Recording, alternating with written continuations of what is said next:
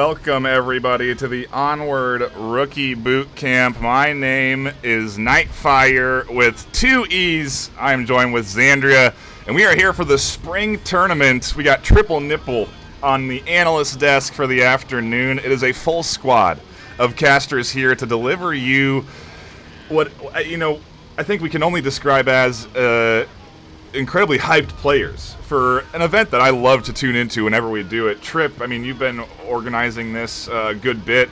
What are your thoughts going into this weekend? My thoughts are organizing a tournament is a nightmare, but we've got 13 teams coming in, and I've been talking with these teams all week. I know a couple of our coaches in the Rookie Boot Camp have been dedicating time to specific teams, and these guys are super excited. They've been asking all kinds of questions. They're nervous. They've got this energy, and I can't wait for them to play in this tournament and then move on to the VR Master League. It's really kind of like your first little insight into what the new teams coming into the league are going to look like. In some cases the raw meat is going to look like coming into the league. We're going to be tuning into Raw Meat versus Worldwide Warriors for the first matchup. But you can see below me here, we have tons of teams competing in this tournament. 13 teams registered for this event. Onward is just booming. I think it's an indication, Xandria, that VR is just seeing overall growth right now. Yeah, I mean, with the introduction of the Quest and Onward having a version for the Quest, yep. I mean, it is just absolutely blown up. I've never seen so many lobbies at any hour of the day before, and it's just great to see. It really infused a lot of life into an already strong community, and it's getting me excited for Season 11 already. I'm starting to think about what that's going to look like. I've been loving watching the custom maps tournament that's been going on, and then we get it mixed in this Onward Rookie Boot Camp tournament that I just love to tune. Whenever we do it, I love tuning into them. We've had a couple of these held over the course of several years of being involved with Onward, and I'm very much looking forward to seeing what this new blood is going to be bringing in, because I mean it's a diverse group, right, Trip? It's very diverse. When we first had the Quest introduced, it was a lot of younger people getting their VR and playing, and now we're seeing a lot of adults. I've even talked to a couple of people playing today that are their son playing with their dad on their team.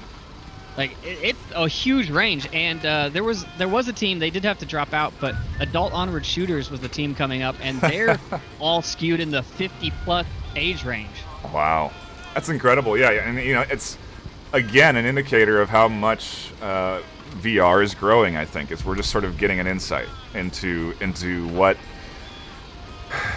people are doing, how they're, what sort of demographics buying the headset, and it's literally just everybody, because everybody wants to get into VR. It's affordable. The Quest 2 being as affordable as it is, it's a good time to be involved in VR, and I'm very much, again, looking forward to these matchups. We are waiting for teams to create their lobbies and get things sorted, and so we should be popping in relatively shortly. The first map of the day is going to be Downfall. Xandria, just try and what do you imagine we're going to see? What kind of skill level are you anticipating going into this event? I mean, obviously, it's called the Rookie Tournament for a reason, right? Sure. But they do have an experienced captain that hopefully instilled some good plays and some good skill into the players. So you never know what you're going to see, because they don't have that experience of the meta kind of putting blinders on them. So a lot of times we tend to see the craziest of plays that are, may or may not go well. It's well, I get, and so to speak on that a little bit more, Trip. Again, you've been helping sort of organize this. What is the structure of a team in this tournament? Is it all rookies? Is there experience? Is there vets? What is it looking like when we're going to be going in here? So for this one, we limited it to only rookies, which means in our server they can't have played in any VR Master League Onward match. We do have a couple that are coming from contractors, so we'll see how that plays out. I personally allowed it because I think that it's an entirely different game. And if you try and play Onward like you try and play Contractors, it's not going to work out for you. So, yeah. Yeah, it's that.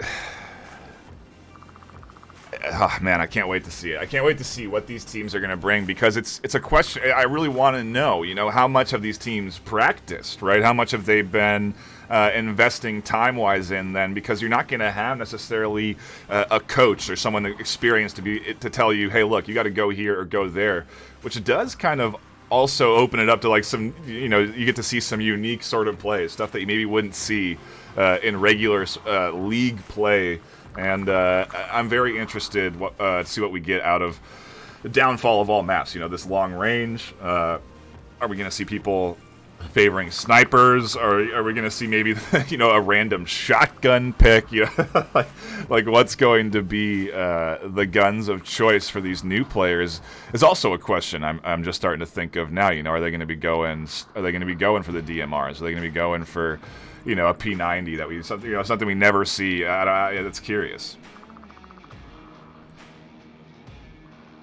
Yeah, we picked Downfall to get it out of the way first, partially because I want teams to realize how long this is going to take, and if they play the, 6-minute, 5-minute, I think we're doing 5-minute rounds is the default in game still, so that's what we're setting today.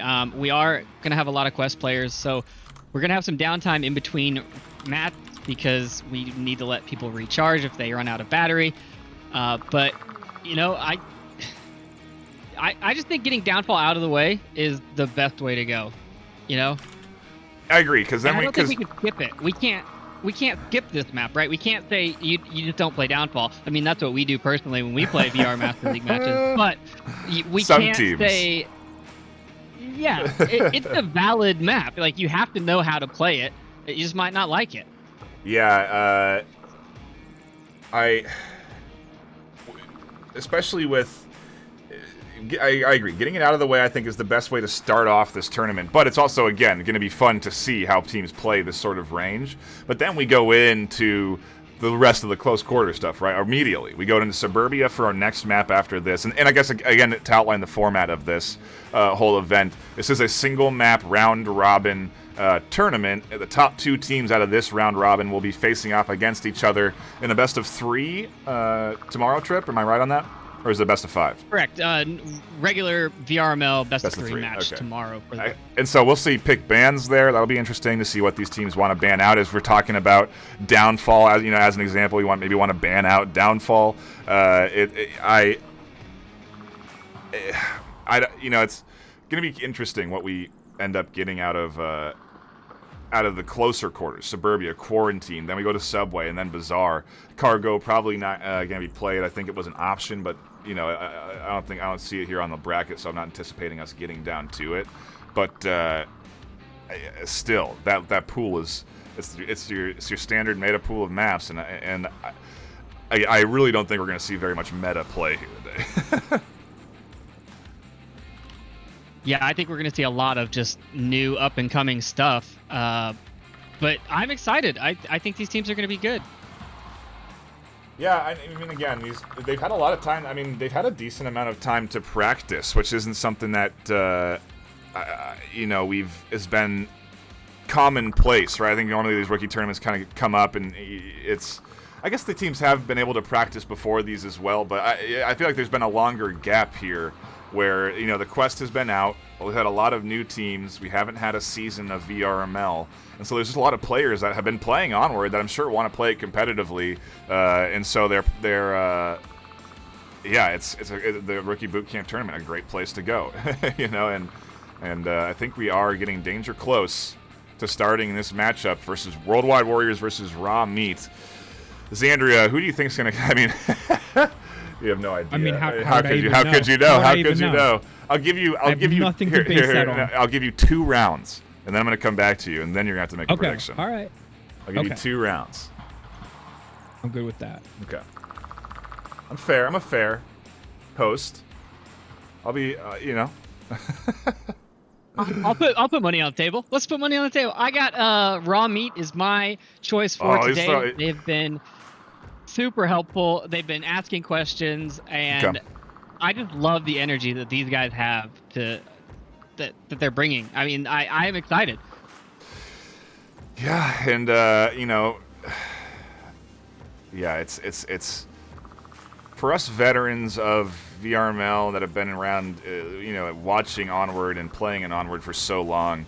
It's just so encouraging, to see so many new teams. I mean, 13 teams registering for this rookie boot camp. We haven't had an active season of VRML to promote it in, almost a month's time now, and more than that. And it's just great to see that there's still so much new passion for Onward. I don't think it's ever going to stop at this rate. As long as it's on PC and Quest, it's going to continue to expand the player base, and it's just again, I'm very excited to see the excitement of rookies. That's what really it fuels me in a lot of ways. And again, I have both squads almost readied up. I can give you a roster look at for Raw Meat. We have Lil Lion Man, Tomato, Nuggy P, Chezo7, and Waffle Nobbler.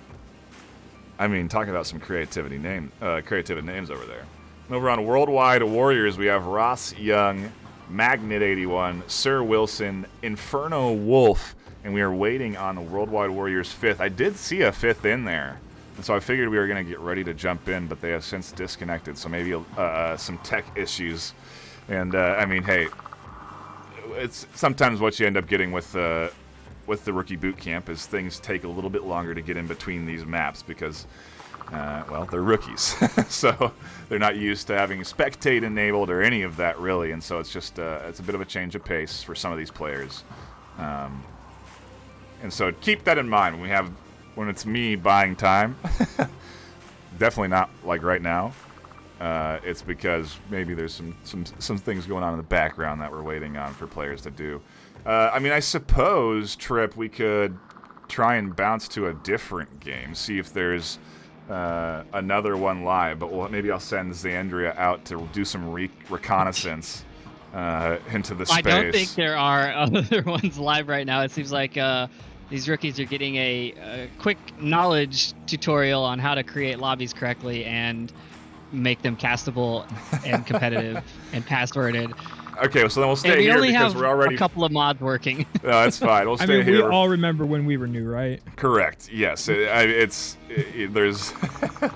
there's all kinds of different check boxes to make sure you have everything sorted out. So, yeah, again, not terribly surprised that we're having these delays, but appreciate everyone that's tuning in. We see a lot of you folks stopping by to catch these rookies out, and again, we do apologize for this delay, but it's going to be like this between maps all day, so just kind of get ready for it.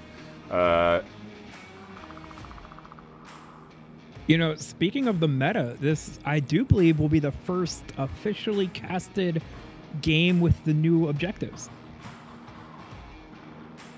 Yeah, I suppose the custom map tournament has not been using the standard maps, and they have been adjusted over the course of time. Yeah, that'll be exciting. Maybe we'll have to be careful on calling out the spawns early because maybe it won't be. There might be some new spawns to come in, but yeah, that'll be exciting to see. Is there? I don't even know, Xandria, if you've been playing enough to know where all the new spawns are. Do you have any sort of favorites in Downfall or anything like that? Where are they? There's the one up north by the little garage. I know that one is very Volk favored. It's very hard to climb that hill on Marsoc. Yep. And you do have two different spawns. Where's the other one? There's one right at the tail of the helicopter. Yeah, helicopter tail. And that one I haven't really played enough to really say if it's, Volk or Marsoc favored. I think that those are the only two, if I'm not mistaken. Well, I presume you can get inside. You can get inside this building to cap on the corner. You can get inside that corner building to cap on that. No, it's like right at the tail. Just out of range, of course. In that little, right in that little crater. tactically placed. Yeah, hey, new objectives going to be fun to see, and I think we just timed this one perfectly. Transition to gameplay to look at some objectives, and both squads readied up, ready to dive in. Oh, we're flying around, but we're here. Let's see what these teams are doing in this pre-lobby. Right sound. Look at my hands. Right, I'm going to push up right side, lads. I'm just going to hold the buildings. I'm going to play a bit more pass. I'm going to hold the building. Jack, I'm assuming you're going up there. Game off. Take another mag. Take a spare mag. And Trip, you know, you said raw meat.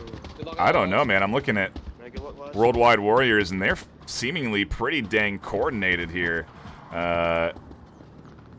They seem to be communicating pretty solidly. I mean, it's going to be me and Xandri on board. Trip will be tuning in with us for the analyst desk, but Zan, I think we're going to be in for a good series here. Yeah, absolutely. I saw one go north to kind of cover that north push coming down from North Hotel. One in helicopter, that's a very wicked spot. Just one down. As the Volk just sort of blend right in. Yeah, they definitely have a solid defense here. And I think we did miss one kill. They were able to take one out already. Nadi scooped one out trying to rotate up onto that west wall.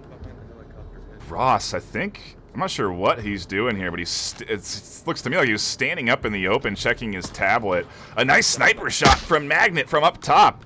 Finds one. He's got the tripod, the silencer, and he's managed to scoop up a long-range snipe from atop the hill. Seemingly pretty exposed, but no one's checking this angle, and Magnet's got a great overwatch position here on a couple of different spots where they are defending from. Some standard windows that you'd anticipate there to be defenders at, and he's ready for them. Although, meanwhile, Ross still trying to push up through the middle, right up through the center here. Very little cover to use unless he rotates over to these walls and utilizes them to push forward up into that middle camp. We'll see, though. Again, Worldwide Warriors already off to a pretty dang good start with 3 kills. And slowly starting to encroach on that objective. Yeah, speaking of the sniper, I mean, if you can get a guy in your team that can work that 12 times on downfall, you could really get in and decimate a defense. Sir Wilson scoops up one, and now it's up to Ches and Nuggy, the final 2 defending objective. Ches is tucked in. Nuggy's also not exposing himself to any windows. And it's really, there's plenty of open cap opportunities here for Worldwide Warriors to take advantage of. It's just, will they? Will Wilson push up? Will they come in from helicopter? They could potentially come into the underground and cap from underneath Ches, because I don't think Nuggy's covering this angle. And so we'll see what the end result is of this attack from Worldwide Warriors. 2.5 left on the clock. Yeah, I mean, Nuggies isn't really peeking too much, which is good, so he doesn't get taken out from afar. I mean, Ches is right on top of the objective, but Wilson here could run up right under his nose if he doesn't get him. Oh! Wow. Team kill. I guess Ches didn't have to hear him. And now as they're rotating around to try and cover for this seemingly, wow, Wilson thought it was an enemy, so he's calling it out like it's an enemy. I don't even think he knows he got team killed. Ches manages to scoop one out off of the rotation, and now Ross loses his gun as Ches scoops up another. Defending here, holding. Ross going to charge up, tries the red Wilson. Wilson comes up, Ches peeks out the outside and sees it, but he can't do anything now. He can't peek up over the window. Wilson's pad out. He's punching in the code. Worldwide Warriors kick it off with the cap. And that's it. Yeah, Ches was really in a bad situation there. I mean, he maybe could have thrown a grenade out, and it was a bit of a slow cap, but I don't know. 5 seconds, it could have gone either way there. Trip, an exciting kickoff to the series, to say the least. Yeah. Worldwide Warriors came in strong there. Can I get my 2 rounds to change my prediction now? Like, man, that was whew. Yeah, you went with the court.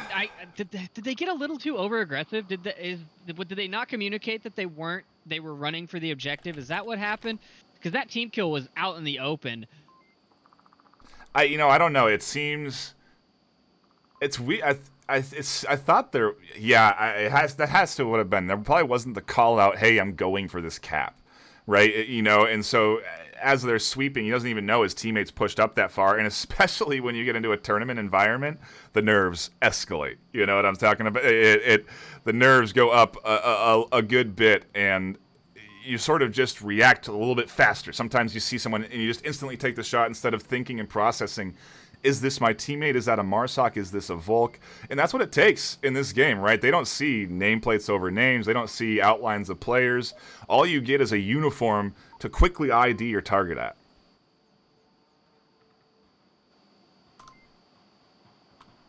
Yeah, many rounds have been thrown due to team kills. And even at the highest level. They can hear our voices on the fucking casting. You think? Right, anyone who can hear Yes, me, guys, we can hear your voices. shout out to my girlfriend. Does that mean? 'cause I don't have Does that mean to my friends lads that with don't. Australian and Game Muscle? good to see you. A shout out to the girlfriend from Inferno. If you're not aware of the standard gameplay, methodology here in Onward, it is the same objective for 2 rounds. Each team gets a chance to attack, and the attacking team has random spawn points per each objective. And so, as you see here, Raw Meat has a different spawn than Worldwide Warriors did at the start of last round, but they're attacking the same objective. And so we'll see what sort of layout, rollout they end up going with. And it already just seems to be, hey, you said Raw Meat was ready, and they seem pretty dang coordinated already. Some suppressive shots coming in from Waffle onto a long-range target on the hill. He's looking to do a little sniper battle here as Chez pushes up very aggressively.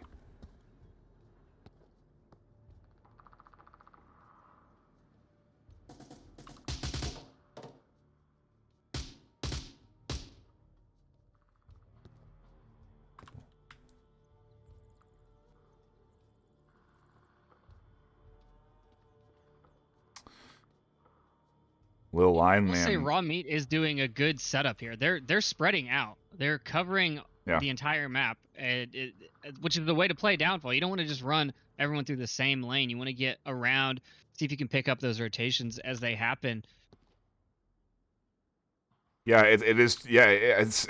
I mean, both of these teams approach this are approaching this objective very tactically and coordinated. I mean, as I say that, we're getting some team fire here. Chez, not sure why you'd be shooting into that direction, but hey, it's the rookie boot camp, and we hit some wild times sometimes. Both of these teams feeling the pressure here. And all it takes is a little comm on the radio, is a quick check of the tablet to make sure that you're shooting at an enemy target. But Chez is going to continue to battle with his own teammate as Waffle scoops up Magnet. Oh, that's.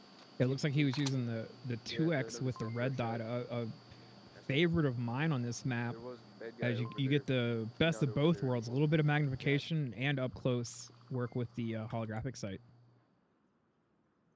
Yeah, and it seems to be a couple of people preferring that on the Raw Meat side and Worldwide Warriors. It's.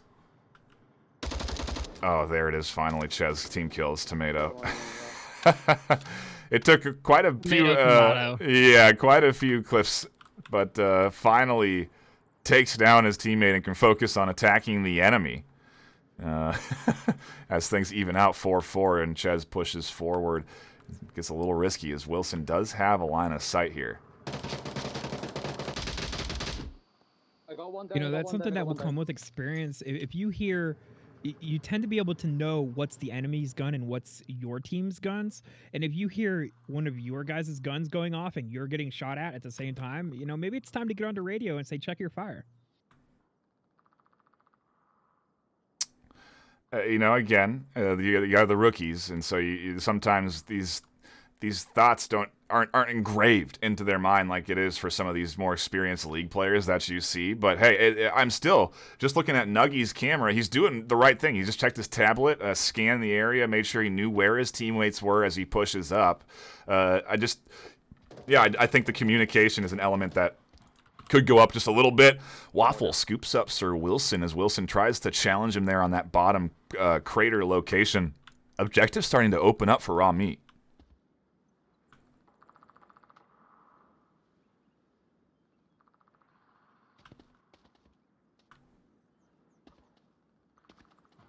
Yeah, I mean, the defense here, they're all kind of stacked up on an objective. I guess they don't want the same thing to happen to them that they did to the other team last round. Although I've definitely seen these sort of defenses become a little squishy fairly quickly with just a few quick shots. Ross is here to res. A trade goes down in the center. Waffle's charging forward. Wilson swings and finds one. Waffle tried to get Wilson there in the window, but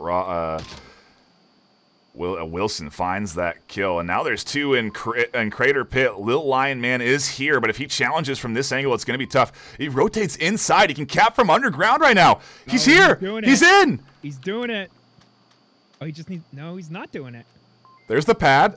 He hasn't pushed all the way into the dark corner, but he's got the time. No one's rotating here inside. They probably don't know you can cap from inside this building. Raw Meat are looking to answer back. Can he get it? Is Inferno going to rotate? Oh, you can? He runs out of time. He ran out of time. No. I didn't see the clock, and he runs out of time. What the heck is this rookie bootcamp tournament going to be all day? I mean, I don't know if I'm going to be able to handle this kind of gameplay for 4 hours, because, geez, what a great start. A wild and wacky 3-0 lead for Worldwide Warriors trip. I mean, okay, now we have 2 rounds under the belt. I'll get predictions from you, too. Worldwide Warriors. You know what? I'm still going to go with Raw Meat. You're not very brave for saying Worldwide Warriors, Andrea. Okay. Well, yeah, but I'm factual. You know. Yeah, I hear you.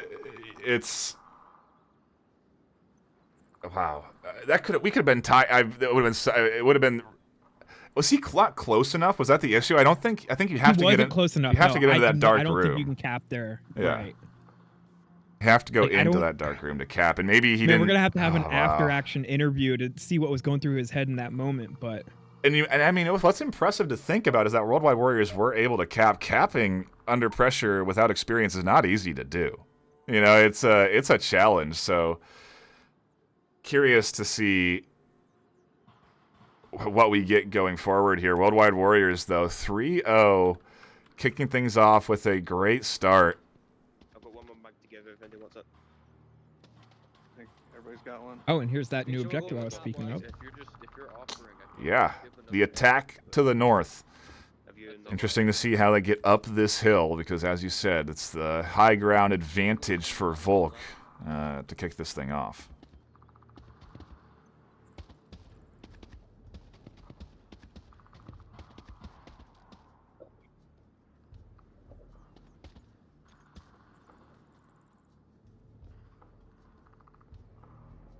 We're stuck getting the same spawn that we refer to as quick spawn for the dumpster objectives.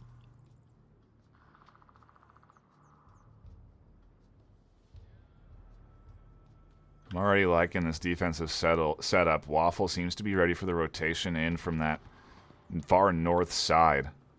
Very well could be catching one here soon. Ches scoops up one, trying to push up through the ravine. And Waffle now getting pretty aggressive. Spots Wilson up in the window, scoops him up. Very fortunate as he was super exposed in the open, but now he's got 3-story control.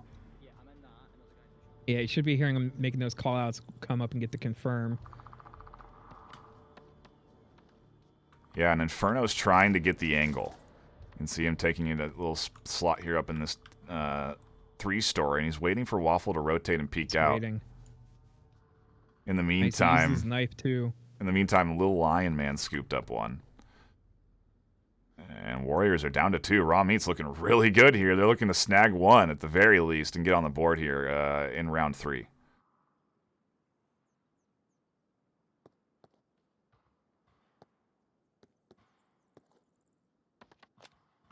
Yeah, it's just me and you.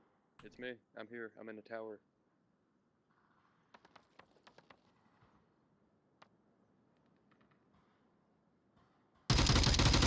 There it is, the headshot. Inferno had the angle. Was waiting to see if he could land it, and puts a lot of. He was patiently waiting for that kill. Gosh, I mean, we rotated around. We looked at some other angles and came back to him, and he was still holding that on the window to scoop up Waffle.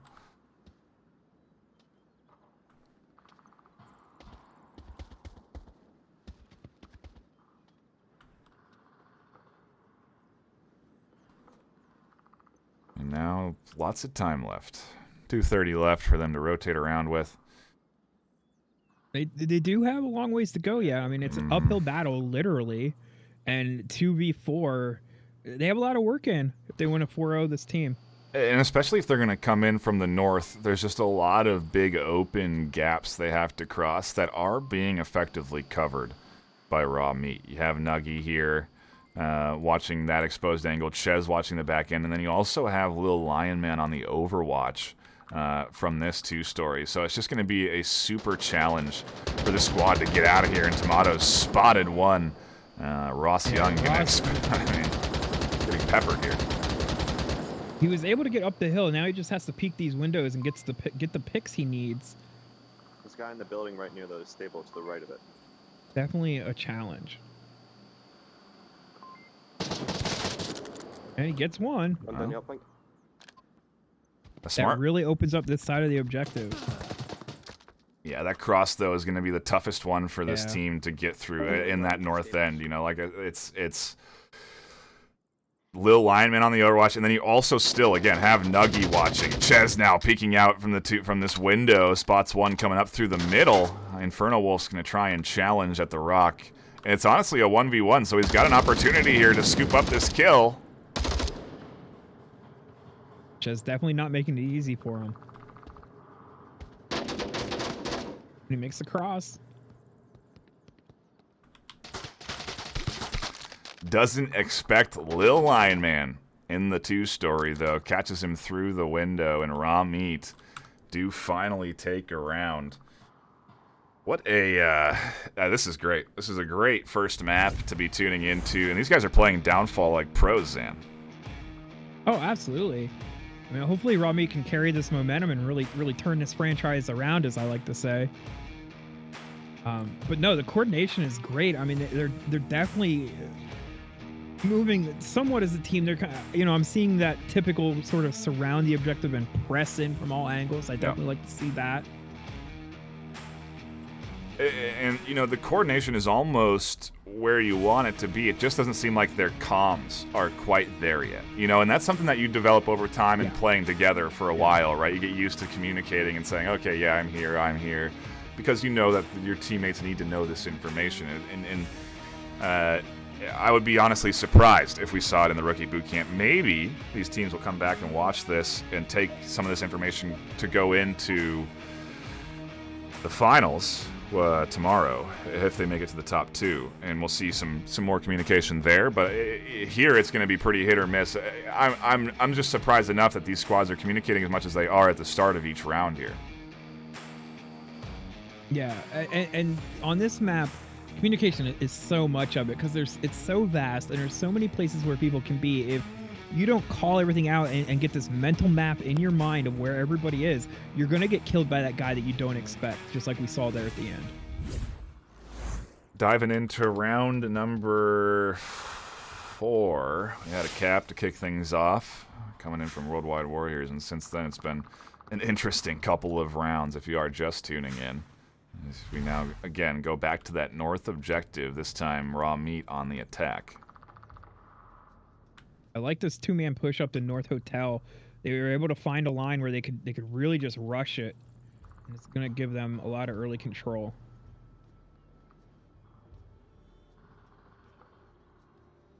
You do not want to stack up too much.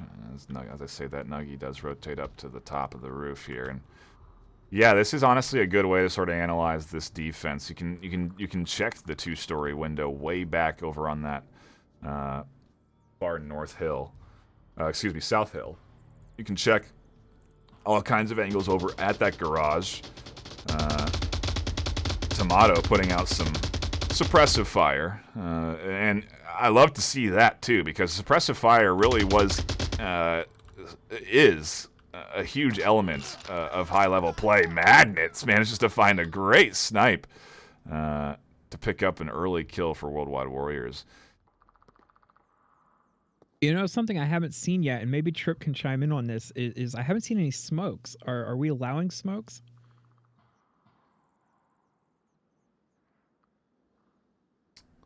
I think Trip had to go do some managerial stuff. He's like I Okay. said, he Well, helped. we'll get back to you on that one. But no, I haven't seen any smokes yet. No, you're right. That's a good thought. I haven't seen any grenades. I haven't seen any That's a fair point, flashes, too. any frags. Been almost zero grenade usage, which, it's something we don't. I guess I try and highlight, but when you're at when you get into that high level of gameplay, grenades are not easy to use. It's why players don't gravitate to them out the gate. As we do get into a bit of an engagement here, Waffle and Magnet trade. But they're hard to use. Better that. They're hard to use effectively, and it's probably why we're not seeing them terribly overutilized here. And I think if a team does use them, they're going to have a serious advantage. Chad is rotated up to the top. Wow, what a great angle! Can't find the shots onto Ross though. Wilson fully exposed here as well, and Ches does find one finally up against the wall. Wilson now a little bit nervous, can't quite ID where those shots are coming from. I think does finally get a clue that it could be up coming in from that tower. Two-story there. Magnet finding up Tomato, and now we're into another engagement. Just over the hill too.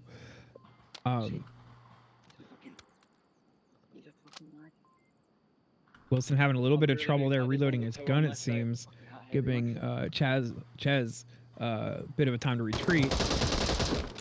Ooh, nice headshot. Wilson just barely exposing himself there for Ches to find the angle. Inferno's still tucked in on objective, and so he's going to force... He's not moving. Yeah, he's going to force Raw Meat to push up, and frankly, I think it's the right choice. Ideally, he'll be able to hear this team approaching this corner, but if he doesn't, there is going to be some serious cap potential because he is very tucked in. As he does find one, oh wow, through the crack in the box. Ches is on objective. Yep. He's looking at his tablet. He's going for it. Yep, it's tabs out. And Inferno right on the other side of the wall, not reacting in time. Oh, he finally does come out. Runs right by him. Ches looked at him. I saw he was an enemy and then pulls out the gun. Nuggy is next up on the attack list, and it's a 1v1. Can Inferno hold here against a 3-man attack? You should hear these footsteps. Inferno is inside this two-story. He swings around, but he finds the kill. Worldwide Warriors take map 1. Very nice defense there on that objective. A really solid hold from him, and honestly, I'm surprised by this box defensive position. I didn't know you could peek through the crack. A great spot there to be catching a pick from, and then to just defend and be savvy enough to rotate into this room. Really solid job. And he waited there. just long enough. Like, it gave him a chance to get tab out, get his face in the tablet, and then rush in when he didn't have the reaction time needed to blow out his gun. Really, well done from Worldwide Warriors to just have the, and Inferno in particular there in that last round to defend like that. That's you love to see it. It's great play coming in from these teams here in this first map of the day. I think we have, as you can see, some other rounds have concluded already. It looks like Tier 3 taking their map victory is what we have so far, at least. But 13 teams playing, there's lots of games going on, and so I think we will try and cut to another game. But in the meantime, we'll take a brief break here at the caster desk and be right back with more Onward Rookie Bootcamp. Yeah, on the flip side.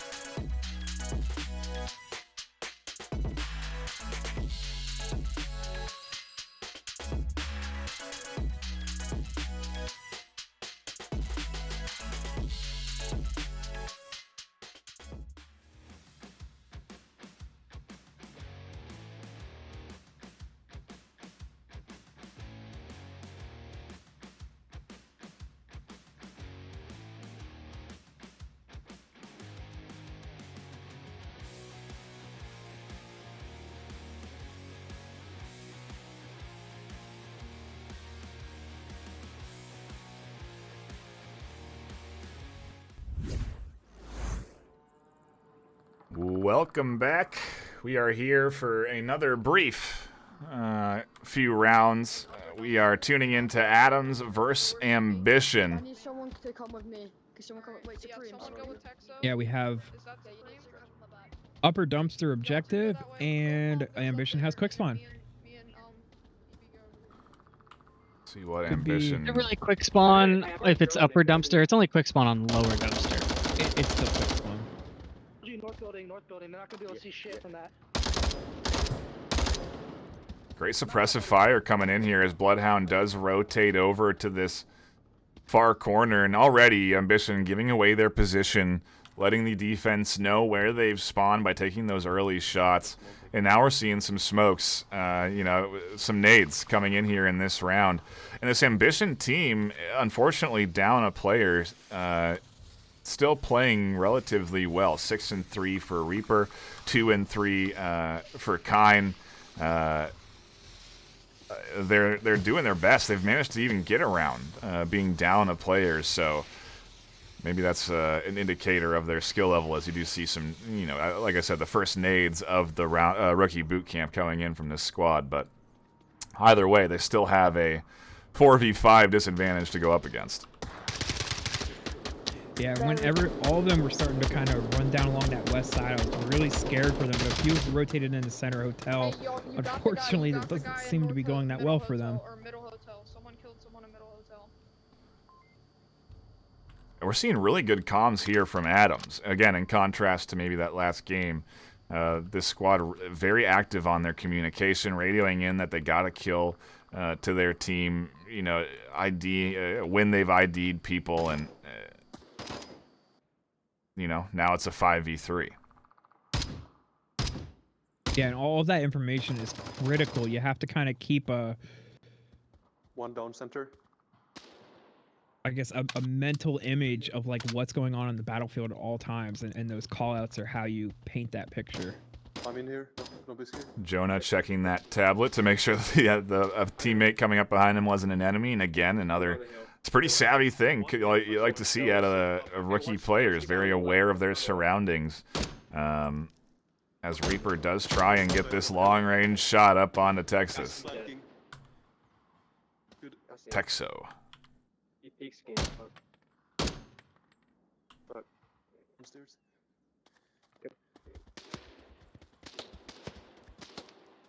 He's We're almost. seeing they a almost lot of have- snipers.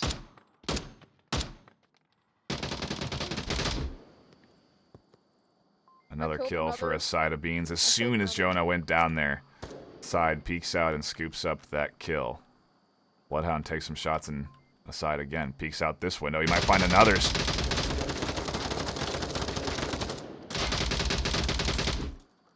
Got 3. Last one's on top of middle The hotel. Bloodhound kind of mag dumped right in that window, but wasn't able to connect, and Yep. things went empty.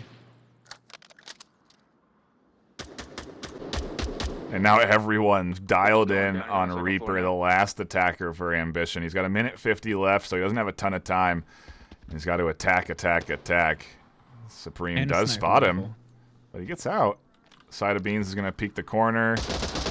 Finds the kill, and that's 4 for a side of Beans in this final round for Adams as they take downfall in this, again, still first round of this round robin. If you're not, as you can see below, if you're not familiar, it's a round robin style format, one map apiece.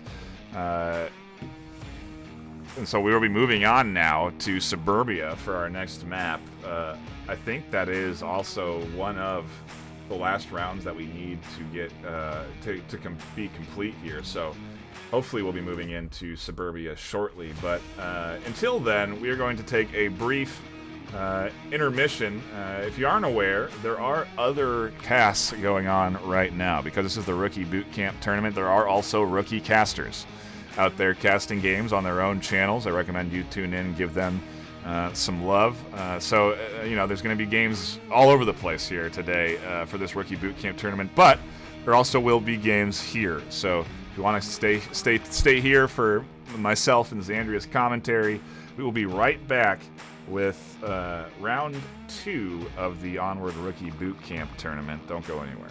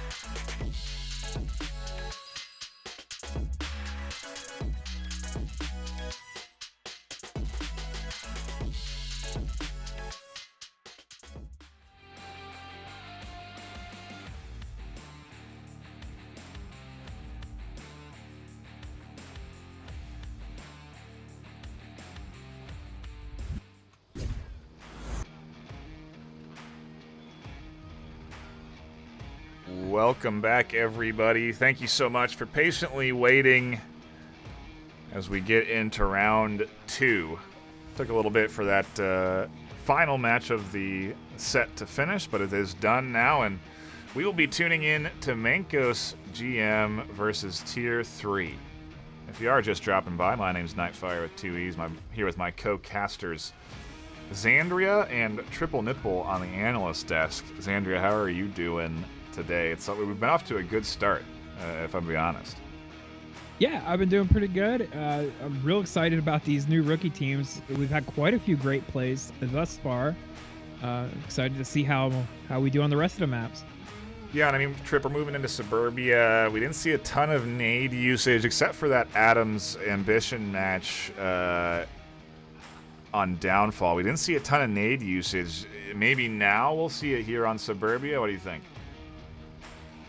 I don't ever take grenades on Downfall. Well, I don't ever play Downfall, but it's just too long. And, you know, you'd have to have a good arm. You'd have to have James Bowick or Landon Jordan style arms to get those nades in the windows. I mean, just throwing nades out in the open is not really the best way to play. But on Suburbia, it's much easier to get those nades over buildings, around corners, and the grenades explode through the bushes. So if you're not careful, you'll just get picked off by one that lands on the other side, and you think you're good because you're behind the sandbags, but you're not.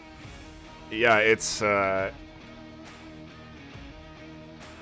it's gonna be fun. I'm looking forward to the Suburbia round. I'm looking forward to oh gosh, what is the next round? I have it right here. It is Quarantine. Oh yeah, looking forward to Quarantine, then Subway and Bazaar. I mean, it's fun maps from here on out. You know, some folks here don't necessarily enjoy Downfall but it is fun to watch those sniper battles in the long range, and we had some great rounds, so it was great to watch. But I am now excited as we get into these other maps in the pool here, because I think these are going to really be some interesting sets. I gotta wonder if we're going to go long in any of these rounds. You know, is it going to be?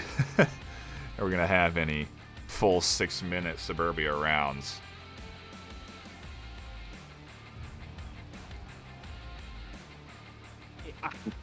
I would hope that nothing goes as long as Downfall, right? That's the, you know, the standard long time map. I mean, Quarantine, people run out of time a lot on Quarantine because of how much it's changed. There's just a lot more ground to cover and a lot more angles to worry about. But overall, I think historically, Downfall has been the longest running map. Yeah, and again, if you are just tuning in, there's going to be some long delays between each map, strictly because of how many games are being played and because of how many casts we have going on. There's tons of volunteer casters that are doing, or rookie casters, if you will, that are doing casts over on their own channels. So if you want to hit that Onward category, you can probably catch a couple of other games getting broadcast. But you know, it takes time between these rounds to get these teams set up, to get their lobbies ready. They got to make it spectate ready. They're not used to being cast. There's a lot of elements getting thrown at them in this tournament, and so between maps just takes some time, and that's what we are currently waiting for. We're waiting to get into our scheduled matchup, Mankos GM versus Tier 3. If that doesn't happen soon, we may pop into another map that isn't being cast. There is another lobby seemingly in progress, so we may drop into that matchup here in just a few moments if we don't get into Mako CM versus Tier 3, because like we said, it's a round-robin format, tons of teams playing. It's a good day of Onward, that's for sure. It's a good morning for myself of Onward, and I'm very much looking forward to the rest of these maps. Hopefully we can start to get into a bit of a rhythm with these teams and get quickly into each sort of set.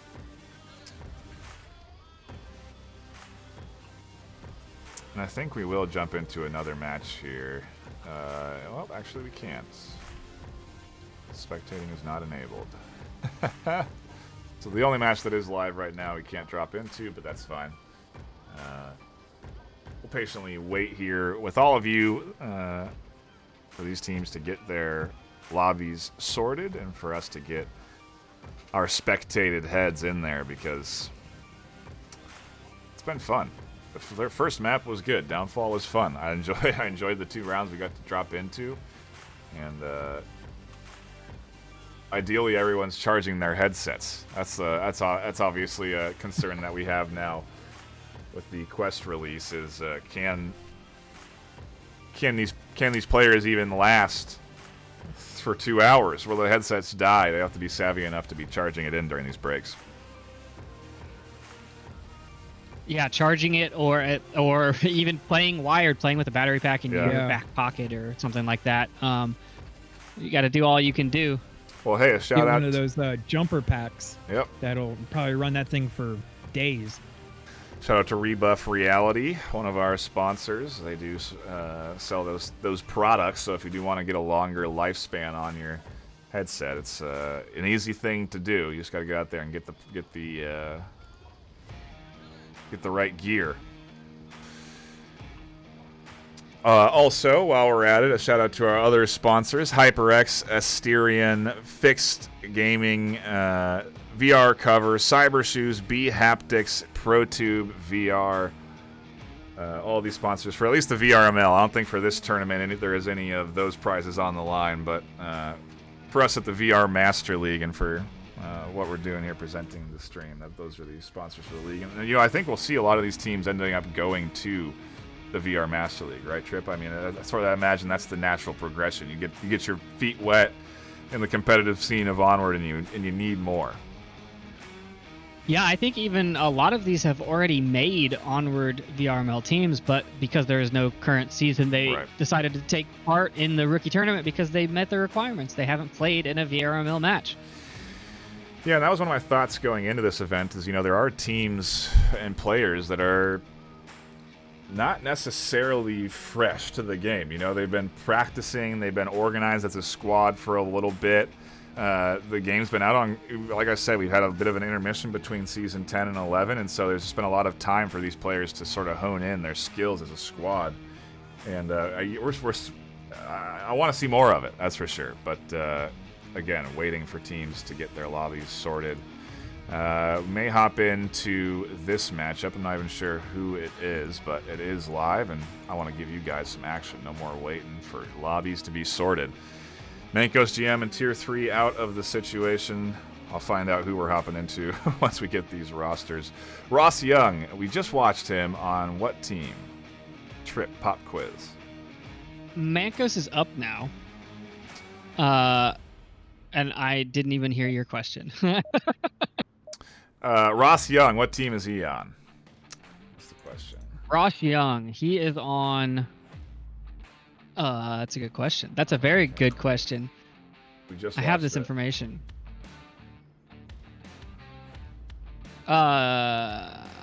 Worldwide Warriors. Yes, he is. He is our captain. Well, I think we're just going to tune in to Worldwide Warriors now because this round has started and I am here. So if you guys do want to drop by, catch this live. Worldwide Warriors on the defense. We'll get those names sorted shortly. Their opponent, All-Stars, over on Marsoc. Sir Wilson rotates super aggressively up here to the APC.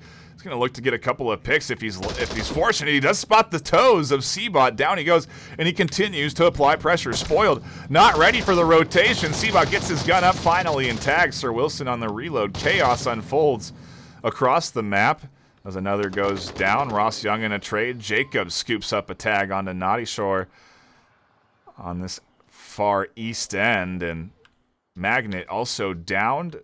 Suddenly, the squad of Worldwide Warriors down to just one defender, Inferno Wolf.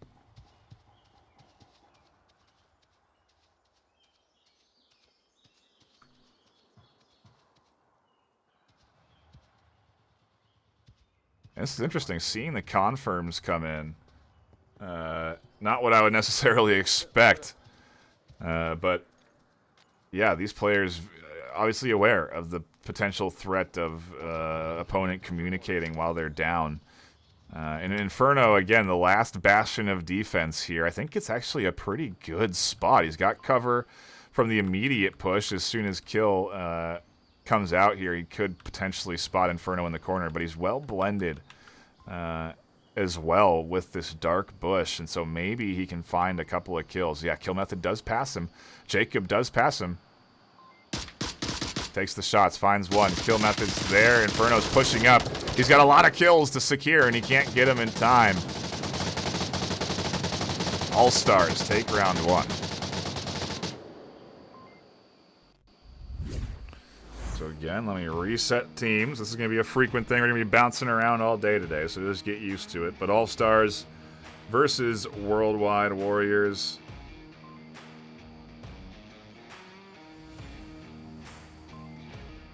And already All-Stars kicking it off on Subway here.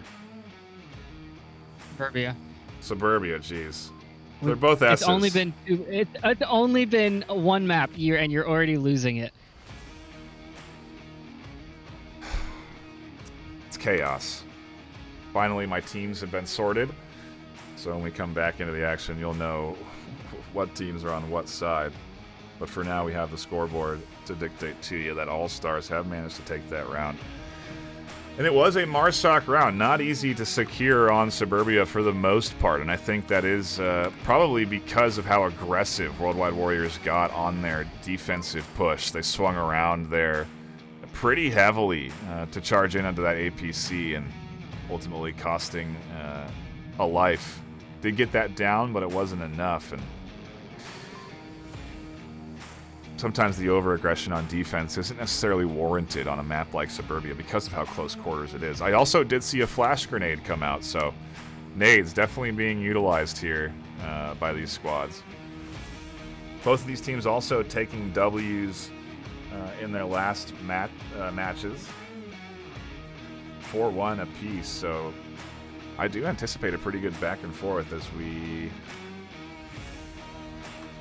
get prepared to hop into the next round. Both teams are in lobby and ready.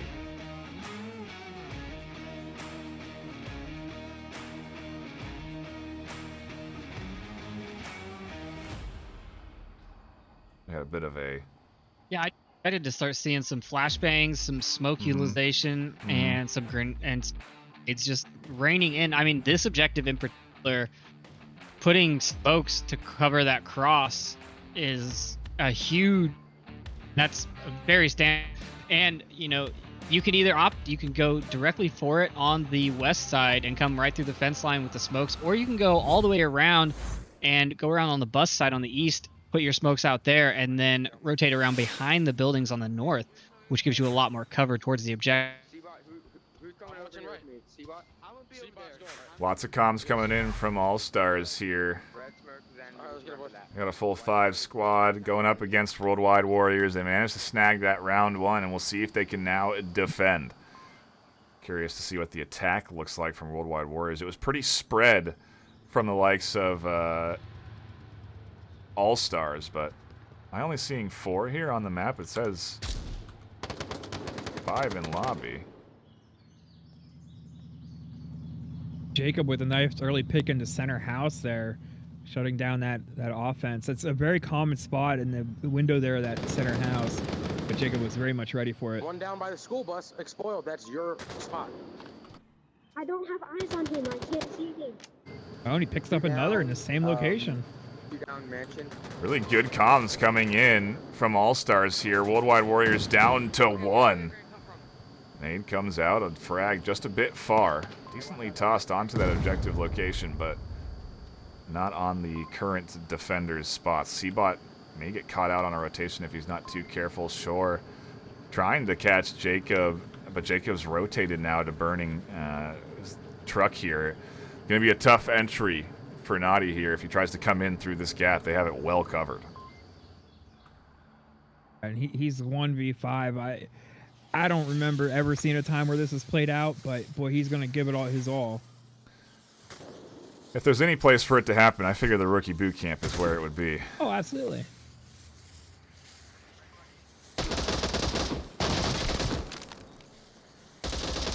And he peeks out around that sandbag barrier, and Jacob was ready for him. All-Stars coming at him with the communication. I do think there was some sort of drop there, because I only saw 4 coming out of spawn. Yeah. Even though it said there was 5 in lobby, I don't think that was the case, at least when they loaded in. So, an unfortunate mishap for W3, but either way, a solid defense from All-Stars. I mean, to hold their ground like that is excellent. I think, you know, the play probably would have been to rotate out after losing a couple of folks there in that gap. For Naughty to rotate around, can maybe come in through a different angle, but it would have been covered because the 1v5, like you said, very rarely do we see that get turned around. So, oh, and do we have moving on to the slide objective? Yeah, new objective. One of the new objectives. We said we'd see some of them here today, and Whew, this one's going to be volatile. Lots of nades can definitely get chucked here to some effective defensive positions, so we'll see. The layout of this objective kind of leads itself to one of two approaches. You can either, be wild and crazy and go right down the middle, or flank way out wide around to each edge and kind of loop in behind. So it's kind of interesting to see how this plays out.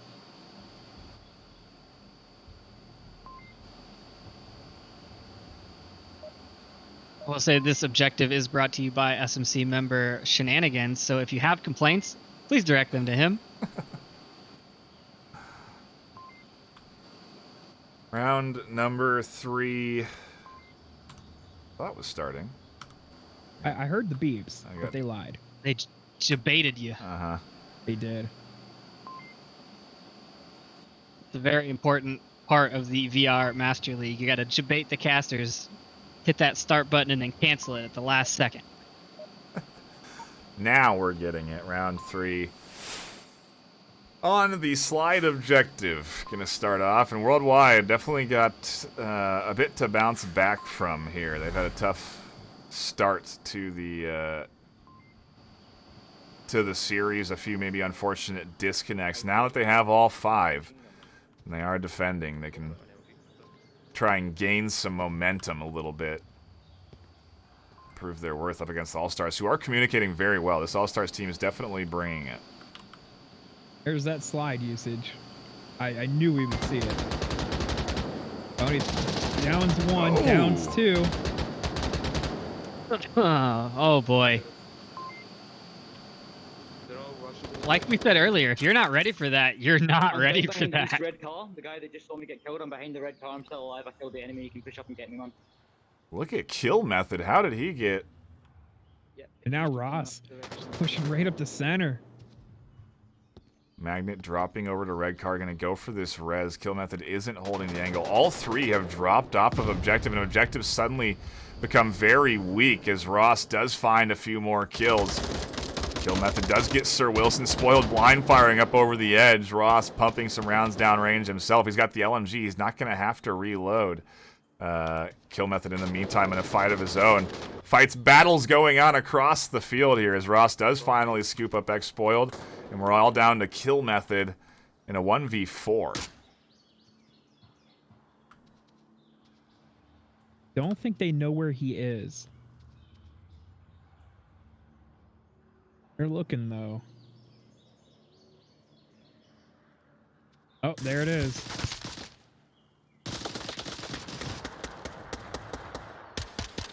Yeah, that was quite a bit of aggression from the Volk side. Yeah. I mean, Ross just pushed up. We went up the slide, down 2 early on, pushed right up the middle, cleaned that the one that he downed up and got one more. That's definitely one of the 2 ways to play this objective. The best defense is a good offense, right?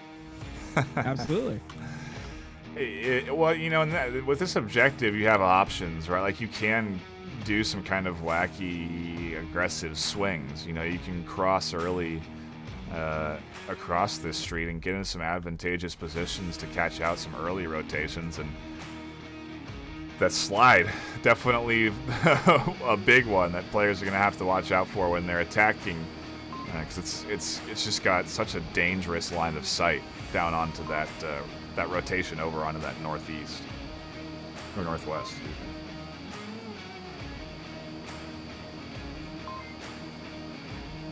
Now that it's been featured here, everybody's going to be doing it.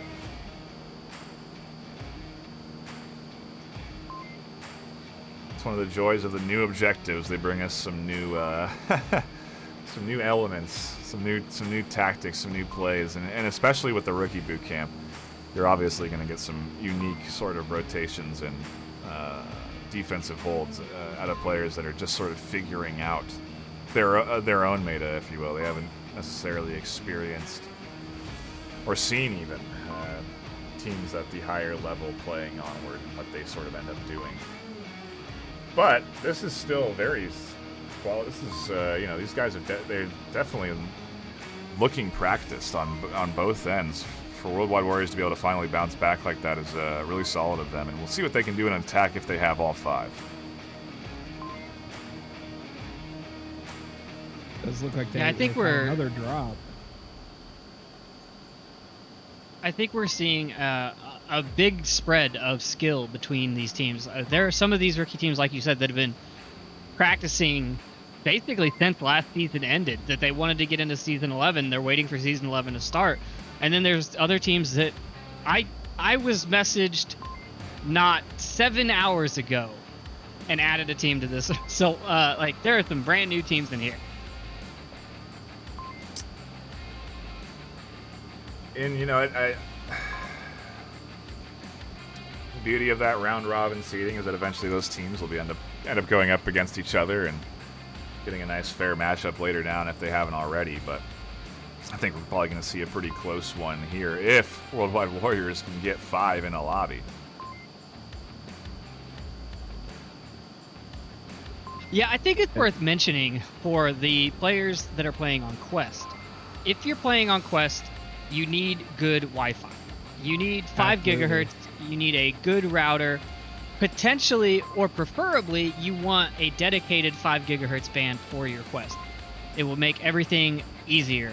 I know when I was playing on my Quest, if I was on my 2.4 gigahertz, it would just randomly drop. That's not a good way to play competitive Onward. You will be sad. There will be much sadness in your life.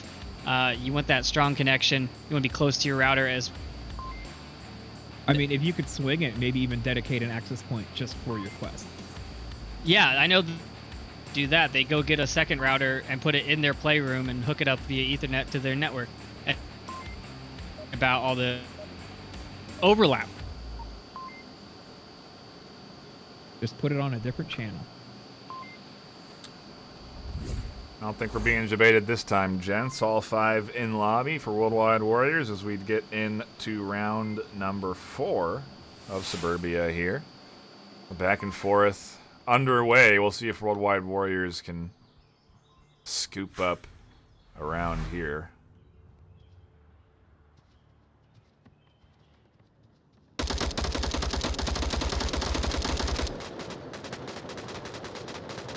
Two spawns for this objective for both, because they spawned in the corner there. Can't you spawn at the bus as well? I'm not sure about that. One confirm. Jacob's scooping But up Marsoc the kill definitely there. had the north spawn, so they're sort of wrapping up around and avoiding that slide attack from Volk. Kill Method taking some shots onto Naughty Shore and Iron Wolf on the back end here. Rotating onto that bus. Magnets charging forward. Gonna be an element here. Oh, that's a good nade. Goes right over the bus.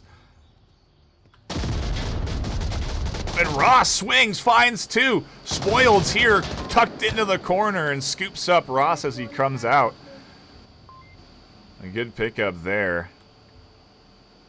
As Magnet now going to be the next to challenge the on-objective location.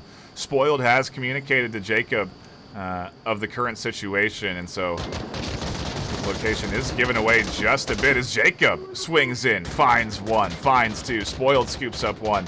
Just like that, OBJ is crashed on. There's 3 defenders here. Team kills coming out from Salazar, unfortunately.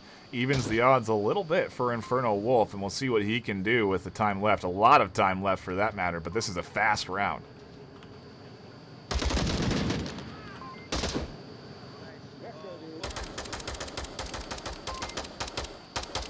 And what a change of pace. Jeez. And that round was kind of started off a little slow, and then everything just sort of happened.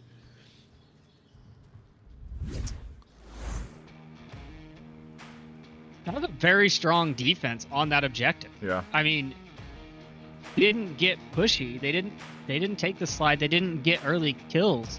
They managed to just set up on their positions, which it seemed like they wanted to go. I mean, you saw X-Spoiled hanging out in the right behind Burning House, tucked in, and I've never seen it for anything.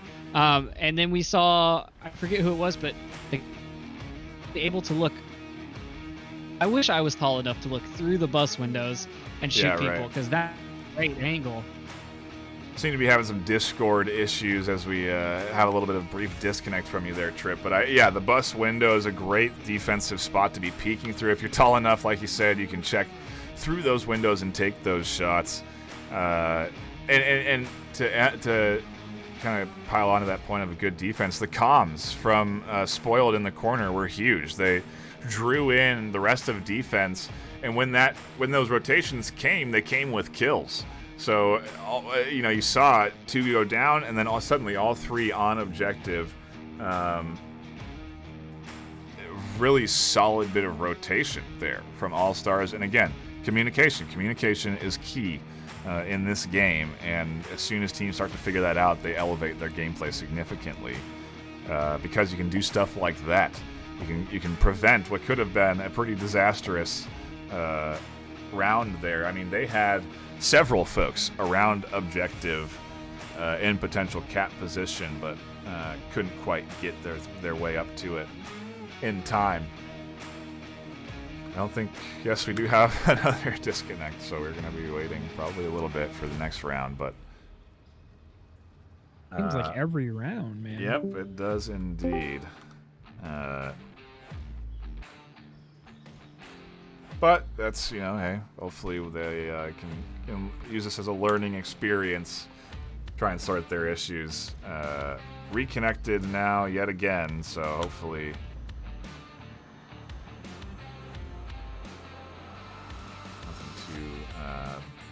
rough will be going on, and we can dive right in to the next round.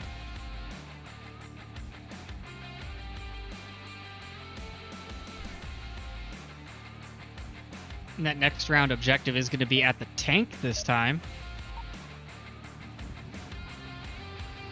And even this objective, it's I love to see it. There's all kinds of interesting angles on defense you can take, and so curious to see what we'll get out of Worldwide as they go on defense for round number 5.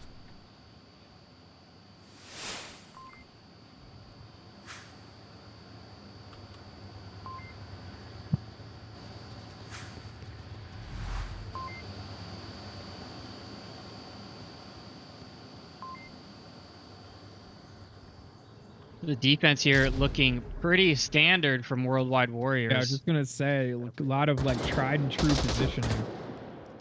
Although Wilson and Ross is getting aggressive with it a little bit, pushing up lane 4. You see that? 2 down. 2 down. 2 down. I got one, you got one. 2 down right side. 2 down right side. Bomb, battle. 3 getting scooped up for Sir Wilson. Good comms as well from Worldwide, radioing in all of these kills. And this aggressive defensive style really seems to be working for them. When they can go on defense, they're doing well to push up and just apply the pressure. Seabot's not going to be ready for this rotation from Ross. And neither is Salazar. I mean, Ross and that other flanker just wiped up that team in very short order. I do like how they stacked up 3 around the objective and then sent a 2-man team out flanking. I mean, that works so well. It was a solid play, but just very aggressive. It's the rollout there to do that is risky. You're opening up your objective. If someone's playing counter-aggression to you, they could potentially be up there and be capping. But they didn't lose anyone. They had good, like you said, standard defensive positioning. And yeah, maybe we should get some comms out to these teams to let them know that they can't be... there's a time limit between rounds. I'm sure that maybe that's not a rule for the rookie boot camp, but to be able to be disconnecting every single round is, I don't think, a logical path. Yeah, it's forward. 2 minutes whether you're connected or not. Yeah.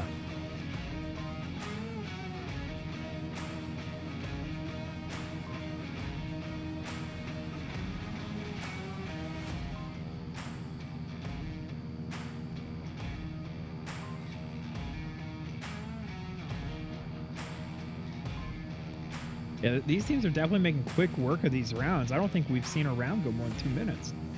Oh, we're in between rounds longer than I think we are in game at this point. Yeah. But that's perfectly okay because it has been a good back and forth. Worldwide managing to stick in here and keep things close in the defense, but their offensive rounds have not gone nearly as well. Let's see now what they can do on the attack as All-Stars roll out a defense. They've been throwing up great rounds themselves. All-Stars' communication's been on point, and they've had some great defensive rotations and holds. We'll see what they can do as we get into round 6. Ooh, they're all stacking up over on the pre-fire side. Okay. I don't think anybody's going for it. It's a lesson you learn the hard way, but Oh, yeah. Salazar here may be running into a couple of opponents soon enough as he rotates over to this APC. Ross is pushing up this side, though he is picking a nice line to avoid it.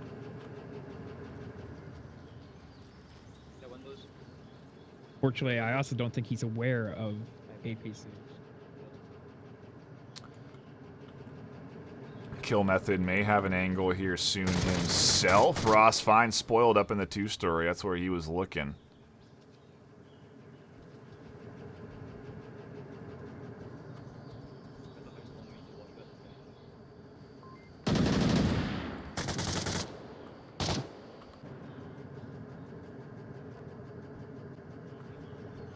Good snag there from Kill Method. Ross putting some counterfire downrange, but doesn't find anything. Nades come into carport. No one there.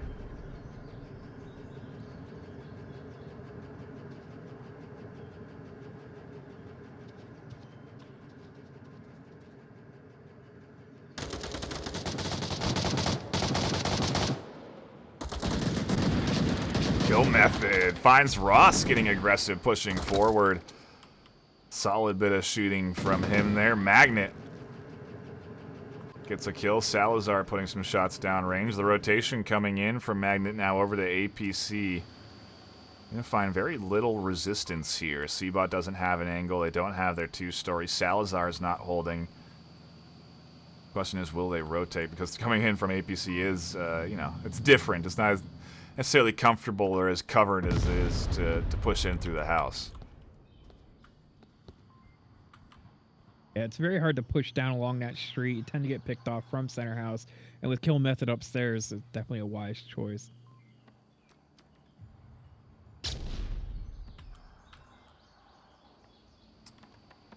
Kill Method? I thought he was about to get pushy, but he's not. He did throw the flash down the stairs to get to this position, so he is at the very least aware of a threat that's close, but Magnet is outside, not inside, so maybe that audio cue not quite where Kill Method thought it was, and now these two are going to get together a little bit. Yeah, Kill Method's position here is a little bit odd for this objective, I would think, so he might catch Magnet off guard, although Magnet with a spidey sense telling him to back off, and probably for the wiser.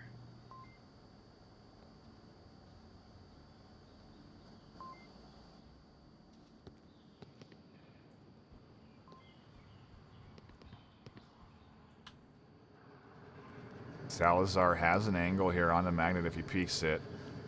He's holding his side so hard, though, Magnet may just be able to rotate in here uncontested. Yeah, he's more worried about lane 4. Oh, and he just shot, telling Magnet where he was.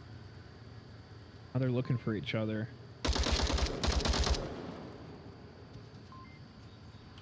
Salazar checking tablet to try and ID what those shots were. Gets under the shot by Magnet, caught out.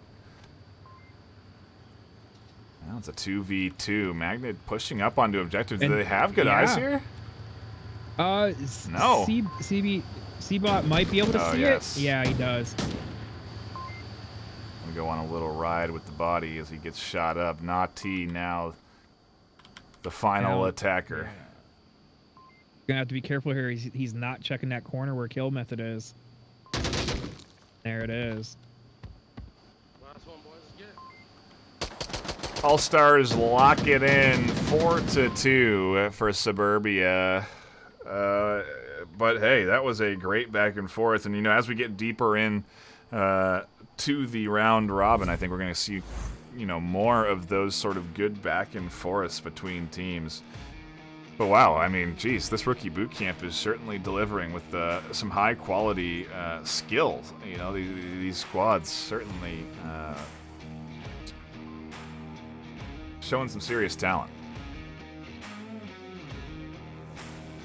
Yeah, absolutely. I mean, All-Star's been having quite the good run so far. I think we might be looking at one of our potential finalists. Yeah, very well Yeah. could be. They're looking like a strong team.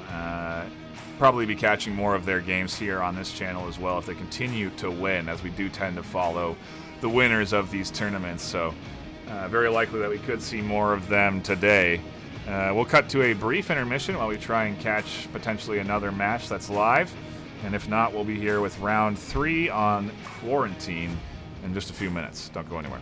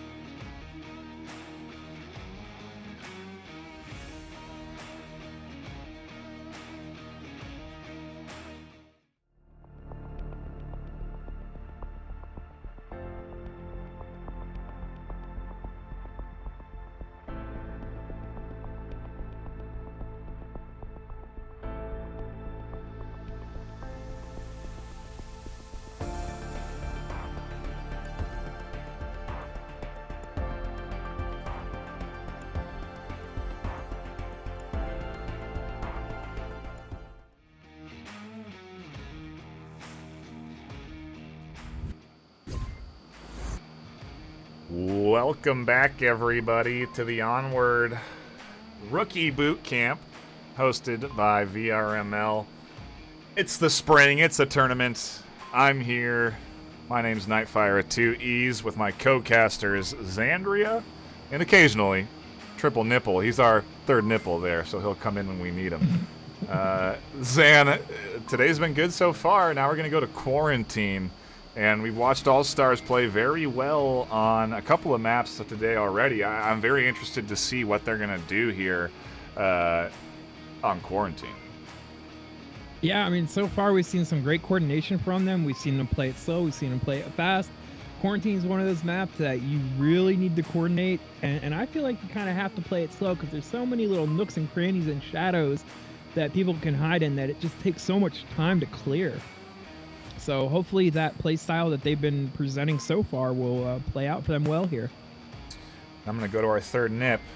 What are your thoughts on quarantine? So it's my favorite map. It's always been my favorite map. And I do agree. It's gotten more complex with the update, the new underground, the new impact building. And you really have to have the plan ahead of time, or at least know, if I'm going to make this rotation, how much time does it take? You know, I've seen people that you take a shot from the north and they're like, I'm going to go all the way around to the south now, but they only have a minute and a half left. They get halfway through their rotation and then all of a sudden they're like, I got to run straight for the objective. You need to be aware of your time at all points on this map. Yeah, it's a very team-oriented map, and we are now hopping in to round one of our third map here today. We only got 2 more left after this. I'm very interested to see what we get with Cobra pushing up. Yeah, man after my own heart pushing right up the middle.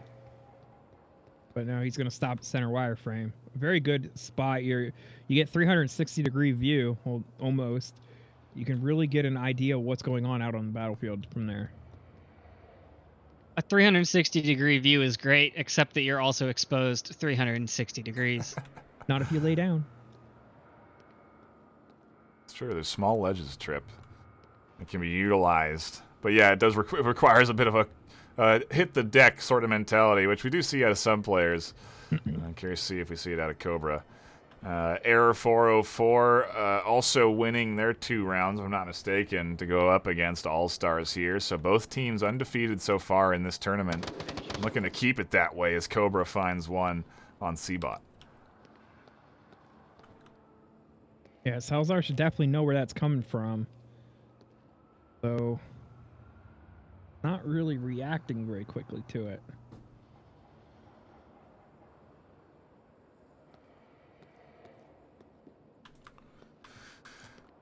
You have one defender here in gas station too. This could play badly for Salazar. See him. I'm in the garage. What Salazar's looking for is this 2-story angle onto Badger. Shots come out, go just a bit high. Close, to say the least. And then as he goes to rotate for another angle after exposing himself there, Cobra finds a nice shot. But now Cobra's in danger as Jacob gets up onto the 2-story, has a great angle down into him.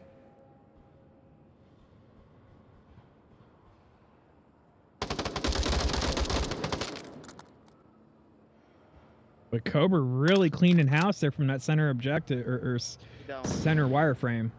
I mean, hey, you called it the 360-degree coverage, and he's covering 360 degrees of this map so far. Spoiled now.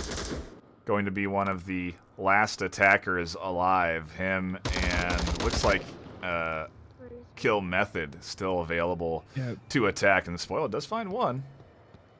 He made a kind of a abrupt rotation there and definitely got punished for it. Spoiled now underneath Cobra. He plays this well. He could get a little bit of a sneak attack on Cobra and take him out, clearing up the center. He's going for it. Cobra seems very aware. He's tucked into the corner. He's not ready for it. Good pickup there. Comms come in to communicate that ICY is on a rotation. ICY very well could find Kill Method here if he continues along this path. No, as he does divert from going down into the plane tunnel. Kill Method's going to be the last one alive with 1:30 to attack, and he's going to try and come out from this plane cockpit, which could work out if ICY doesn't spot him. I mean, he's kind of up above there looking down. He definitely has potential, although he has kind of rotated back a little bit too far away to be effective. And just as I say that, he does peek out and gets the kill. Celebratory gunshots coming in from the Error 404 squad, and a very solid hold. This team's looking pretty dang coordinated, Trip. Yeah, I see why kind of just running around the map and getting into those good positions. Seems like he has a bunch of knowledge on how to play this map. Probably been playing for a little while. The rest of the team all seem to be holding their angles. I mean, very effectively. We saw one on objective looking north. We saw one in the gas station watching the hospital. We saw one in center burning. They're taking up standard defensive positions. I mean, if it works, it works. Meta is meta for a reason. You get in those positions, you hold them, and it's up to the other team to try and find a way to punch through. Solid defensive hold for sure. And yeah, I mean, Spoiled almost did, and there was a couple of threads there they could have maybe found where they could have navigated through the defensive coverage, but it takes a lot of guts and a lot of risk to be going for plays like that. And in a tournament like this, where these teams are both undefeated, they don't necessarily want to be taking big risks like that. So we'll see how the rest of this series shakes out, but already an interesting start. Error 404 looking very good. Not over-communicating, but still making sure that they were radioing in kills, confirms, voicing their location. Communication's key, and both of these teams have it, so I'm not counting All-Stars out yet by any means as we do get into round 2.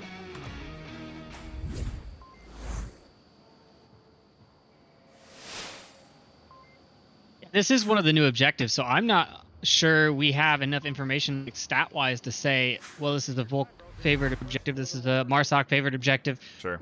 Hard, easy, you know, we don't have a whole lot. I don't know which spawn is the best for this objective. I mean, I personally only knew this objective existed for about 6 minutes, so your guess is as good as mine.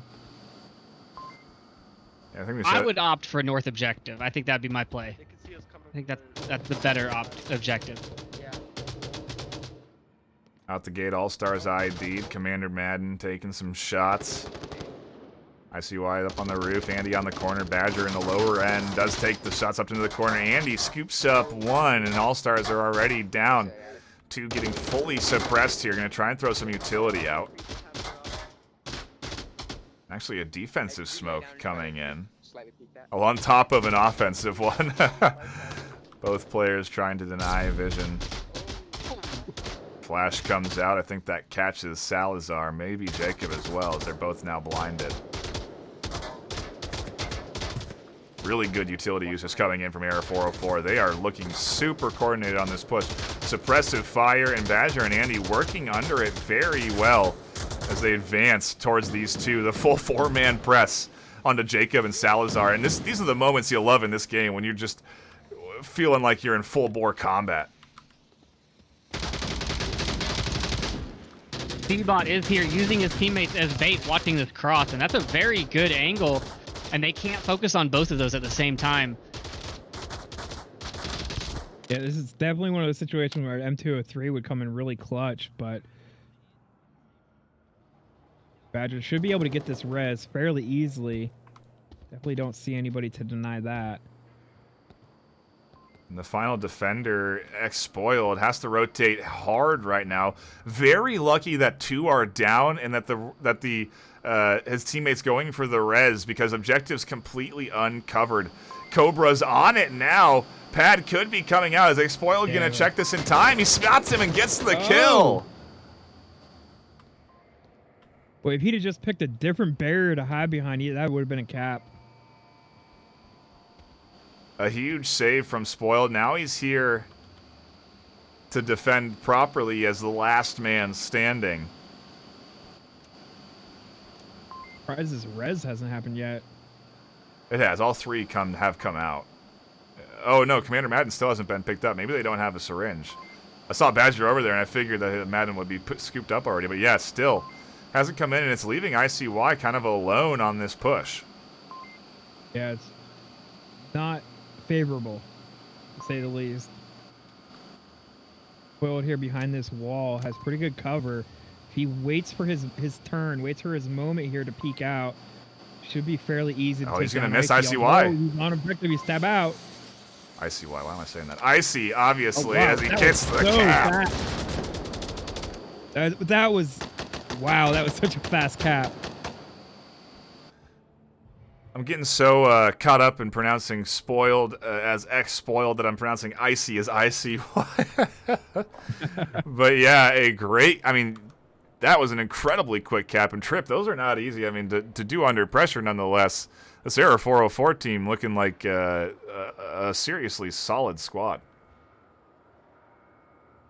Yeah, and Ike definitely knew what he was doing. He threw that smoke out, hid behind it. He was trying to block where he thought the potential defender was. I don't think he knew that the guy was right behind that wall, but he thought he was more to the north, so he covered that angle, went for the cap. Already had the code memorized, so all you have to do is type it in, and that's, guys practice that. They practice that all the time. Yeah, solid, really solid to be able to punch in that code. Spoiled nearly saving the series there, but can't quite do it in the 1v3. Just barely misses IC moving up there to get that cap, and has barely any time to react anyway. Take a look briefly at the standings. I think that still works. We'll see. Hopefully it doesn't block Xandria's face. No, it just faces him out of existence. Goodbye, Xandria. The standings are more important. Tier 3 at the top. All-Stars here, second place. Probably tied with Tier 3 for Games 1 at this point. Error 404, also undefeated so far. We're into that third round. We're into the meat of the round robin here. These last three maps, Quarantine, Subway, and Bazaar, are going to be real fun to watch, and we'll see who ends up coming out on top. So far, Error 404 just one round away from securing Quarantine as we get into it, round 3. And this is a new objective as well, inside the hospital. That's a warehouse. That's the hospital. Weird looking warehouses hospital. are in the north. It has an ambulance out front, therefore it's a hospital. As I go into the cargo crate-filled warehouse that is dubbed a hospital, Andy Dog tucked in behind some crates. He's defending. Commander Madden out front. Icy from the stairwell has a couple of different angles to peek from. We're going to look at the overhead to sort of get an idea of where this offense is, because they're nowhere near any of these defenders just yet. They're going for a bit of a long rotation, which I do like to see. All-Stars definitely shaking up the pace here a little bit. And doing a very common 3-2 split, one of the best splits you can do with 5 players. You've only got so many options.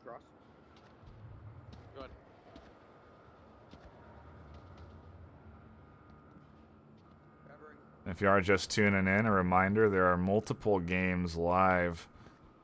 If you head under the Onward category, you'll find a couple of rookie casters as well, getting their beaks wet and casting some Onward games. So if you do want to catch other action live, you can tune into those channels and catch that. I do recommend it.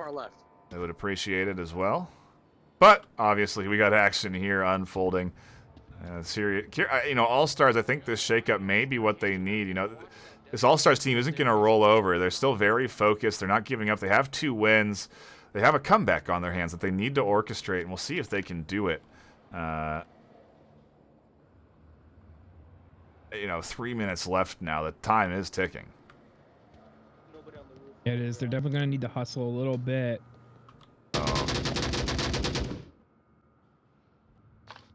Badger with a very nice lean peek there. Scoops up 1. C-Bot now a little bit cautious of some potential angles on where he could be getting shot from.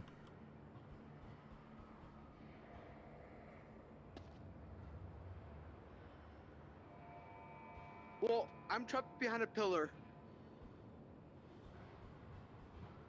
Now, this objective, I mean, you can let the attackers take the entire map. The problem is getting across that south street and then the cross street in the south into the courtyard of the hospital.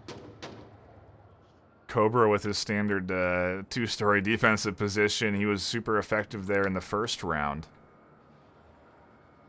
See if he can replicate that success here in round 4. If he just looks to tank courtyard, he might get a few picks.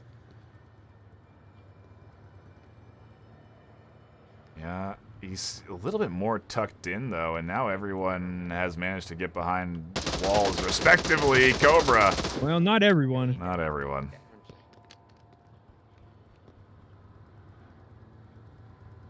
Oh, this is not a good setup. Kill says this is not good. Hey, at least he's got the situational awareness to know that he's in a bad spot. Yes. Yes. Damn, I saw that guy peek over here. Hold on. And it was a good defensive or offensive smoke, I suppose. Kind of blocked Cobra's view quite a bit. At least obscured it some. Seabot took shots at Badger, couldn't quite find the kills, was going to radio in some locations and then got tagged on the shoulder. Wasn't fully tucked into that corner there. Cobra peeking and looking, but there's an interesting pillar denying some vision from Cobra. So Jacob is able to work his way up pretty close. Commander Madden's tight on the angle here. Gonna be ready Nope, for drops the vision. Commander. He is. He held the angle with the gun. You saw the laser there, but if you watched, his head was looking at the other side just in time for when Jacob peeks, and down goes one. Jacob's pad out. I don't think you can cap from this corner, Well, can you? you can't cap here. No. You used to be able to cap from there, but not anymore. They kind of moved the objective. Andy seems to be aware of this, and he's waiting. Him and Icy getting that 2-story combo platter to come in through the door. Down he goes. Now kill method, the last one to attack. Manages to get out of Cobra's stranglehold in the center, but still has 2 more to go up against. Oh, but not enough time. Oh, yeah. Not This is enough what we were saying time. earlier. You really got to manage that time.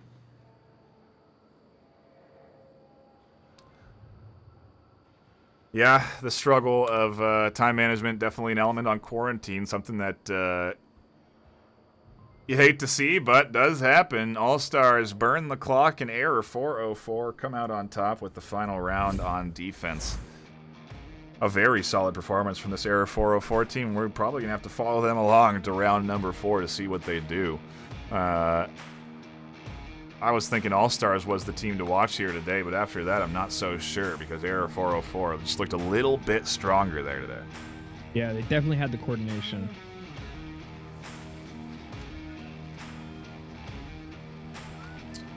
We'll phase Xandria back into existence.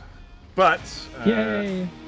I think we'll also take a this one should be hopefully brief, as we peruse around and try and dive into another quarantine round that's live. Don't go anywhere. More Onward Rookie Boot Camp Tournament Spring Season 17 coming at you.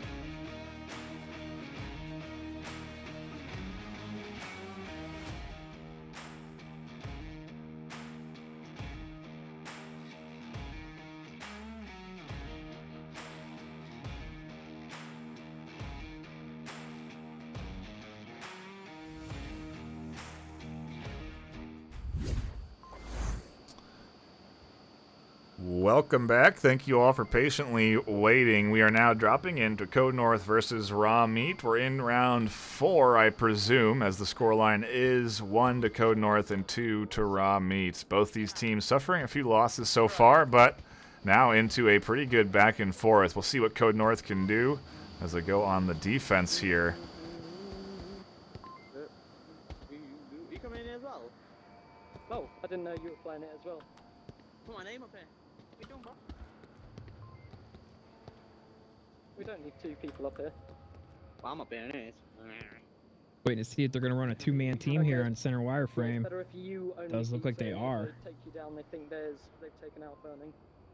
Before they changed center burning / wireframe, it was common to do a 2-man upstairs and a downstairs. No, there's not a storage unit, people in storage unit. Yeah, it wasn't out of the question. Riptide You have here. someone covering from rubble, but yeah, Riptide has taken some shots onto Lil Lion, man. The question is he going to be ready for someone up on the roof? And Lion has rotated around here. On the roof, I meant on the hill. Yes, he is. He does take shots, but they don't quite land.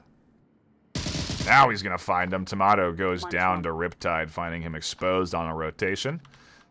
And again, is he going to be ready for Lil Lion, man? Still here. Shots also coming in from the center. Yeah, as soon as he peeks out that doorway, he is 2 down in center done. building, 2 down. Waffle Nobbler finding a double kill. Instantly scooped up, though, by Tango on the refrag. And trades coming in across the map here. Riptide finds Lil Lion, man. His shots come out from him on the back end. Nuggy tried to tag him on the rotation, but couldn't quite do it. Smokes here to block his movements. And Code North trying to hang on to this one and tie it up 2-2. They have the advantage 3-2 now.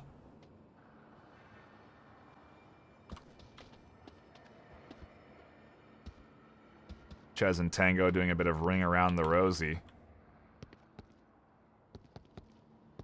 Riptide gonna just run off and do his long flank around the map, see if he can pick up anybody from some obtuse angles. Not going to find anyone as Nuggy's going underground. Ches And the worst thing, pushing from the west. the Go worst ahead. thing, the worst thing about doing a big, wide rotation like this is, man, if all your teammates die on objective and you're halfway across the map, you're done.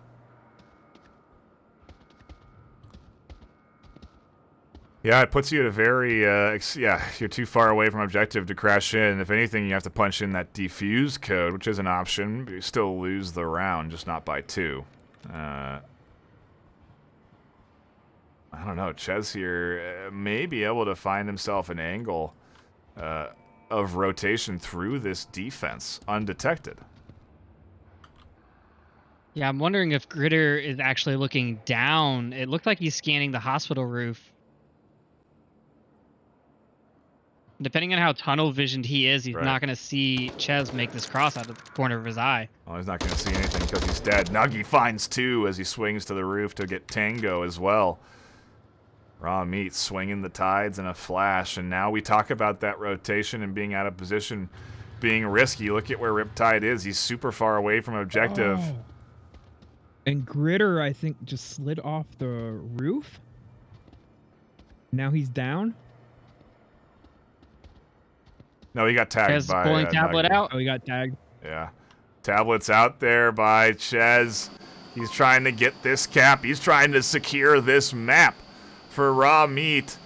What was looking like a solid hold from Code North suddenly deteriorated in a flash. A double kill from Nuggy breaks apart their on-objective defense, and Riptide on a long rotation gets caught out as predicted by the likes of Xandria. And Raw Meat take the round 4-1.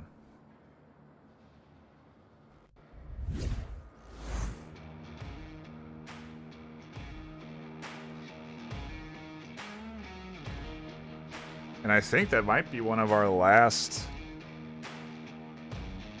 matches of quarantine. Should be moving on to Subway next, and that's going to be an exciting set. But until then, we'll cut to a brief break and be right back with more Onward Rookie Boot Camp. Don't go anywhere.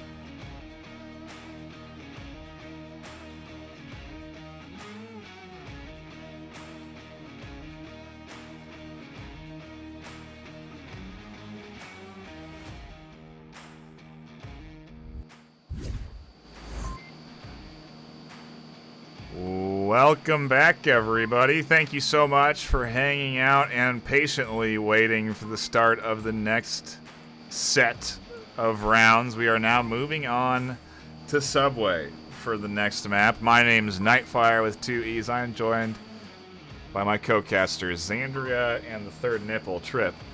How are we doing today, Zan? Pretty good. Definitely excited to see some Subway. This is definitely an interesting map to cast. Got a few new objectives here as well. One of them we have right now. This back alley type objective. Definitely gonna be interesting seeing how these play out. I mean, you're seeing it here first. We haven't really seen many teams play these objectives yet. That's very true, and you kind of get like really the fresh insight from fresh minds, if you will, coming at it. Both of these teams 2-1 in the series so far, and if you want to take a quick gander over at the standings. We'll phase Xandria out of existence and show you that Hell from Above ranks second right now. Worldwide Warriors in fifth. And although they are tied in scoreline, there is a separation there in terms of points earned that do matter. So when you're in tie situations, how many points you've earned against other teams or lost will sort of determine where your rank is. So Hell from Above coming out on top there, scoring more points in their series so far today, and actually their last win was 5-1. So yeah, scoring maximum points if you if you really want to look at it. And we did get baited their trip. This objective, we talked a little bit about it. I mean, this is sort of a reverse north objective in terms of volatility, I feel like. Yeah, there's nowhere to hide on these hallways, so you're going to have to push up and get ahead of the objective, and you're going to have to watch your backside on those south stairs. The south stairs, defending the stairs shouldn't be as difficult, but defending these alleyways is going to be harder, in my opinion.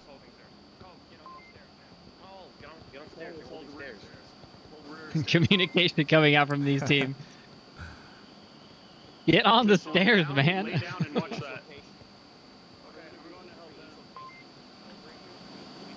At least they, like Andrew said, we haven't seen these objectives, so we don't know if this is the only spawn available, but they did spawn on the north stairs, or at the top of the north stairs, so it's very quick to get to this objective. yeah, we're already going to be seeing some action. Not Ross pushing up here, going to be running into Awesome Bob soon enough.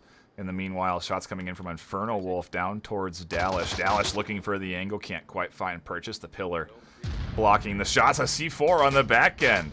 Coming in from Awesome Bob, catches out Ross trying to rotate. Still has Nati here, is going to be pushing in.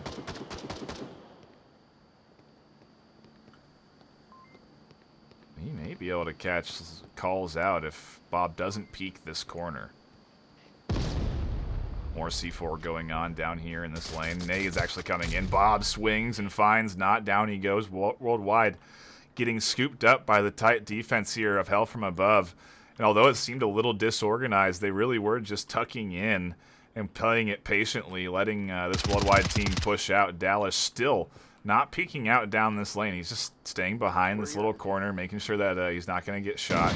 Does swing, and both of them come out. Shot and finds one. Dallas scoops up Magnet. And where's the final attacker, Inferno Wolf, in the underground? A bit late to the party. Now he's in a 1v5. Yeah, and this is not where you want to be. Not sure exactly what's going on. He's kind of running around in circles here, but I'm sure he'll get that worked out sooner or later.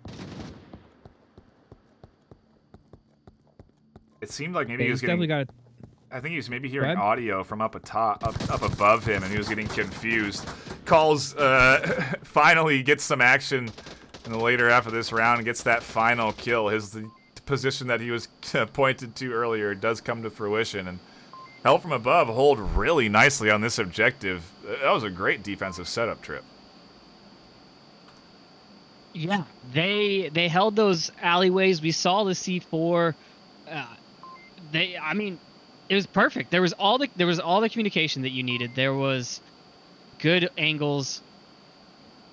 I mean, even a seasoned league team would have problems punching through that easily. You'd still have. I mean, the way they set that defense up, you have to pick them off one at a time. They had overlapping coverage, so when you picked off one, you were able to get refragged really easily. And then they had one guy watching the stairs, which is hard to fight upstairs, like we've talked about before. So, honestly, great strategy, and I'm hoping to see more of that as we go on. Yeah. Yeah, I think Utility would have played really well there to kind of break up that defense. Yep. Yeah, some flashbangs, some nades, something in the corner there. The C4, though, coming in from Hell from Above, nicely utilized to catch out a couple of a kill and stall that sort of initial push down the north lane.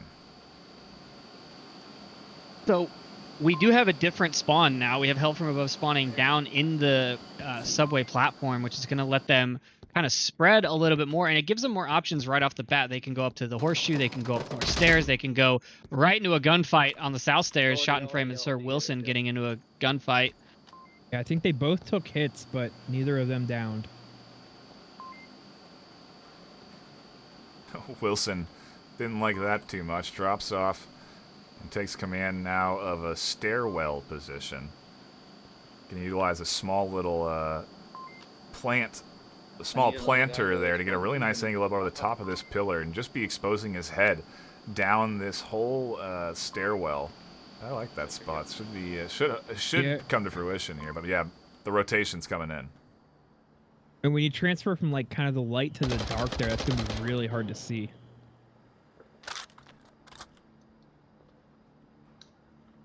Yeah, nice spot. Dallas scoops up one, trying to hit them on the flank. Down he goes. Magnet patiently waiting on the floor, scoops up calls.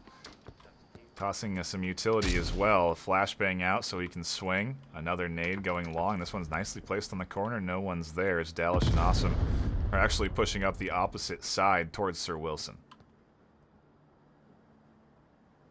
And these guys are throwing grenades on Quest. Better not get throw on Index. Oh, fantastic. I mean, really that nade was really nice on that corner. Yeah, if I ever tried to throw a grenade around a corner, I'd be dead in that corner calling for a revive. Right as both of them drop off the stairs, Shot and Wookiee push in. Classic Onward. Yeah. Sure. Another flash comes in. Should be good. A nade onto the corner. No, a flash. Bob's pushing in. Wilson totally blind. Exposed in the middle. Shots pushing up. Magnet finds one. Wilson sees the rotation, finds the shield. The nade catches him and held from above, pushing in on objective. Really nicely timed. Pick up the final kill. And just like that, secure themselves a 2-0 lead. That was fast. Yeah, I think the use of utility there really was the biggest difference between those two rounds. I don't know, that teamwork on that pinch onto the objective seemed very coordinated. I mean, it was perfect timing. They couldn't look both ways. As soon as someone swung, they got picked off.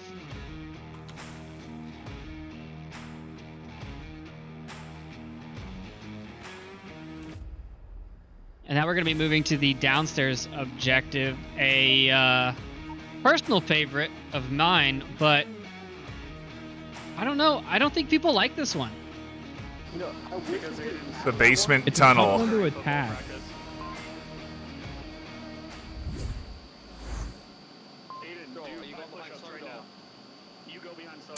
Yes, it is. It is indeed a tough one to attack, and that is because it's got very limited amount of entrances. Still only 3. There used to be only 2, and that's when it was truly despised. But there is the underground option that is being actually utilized from Hell from Above, and we see probably some C4 placements going to be tossed out here as Awesome Bob comes in. Yes, he throws one up to the roof. Dalish also going to come in and Hell tuck from in. below. Oh, cheeky of you. Very good, Wookiee. We love that.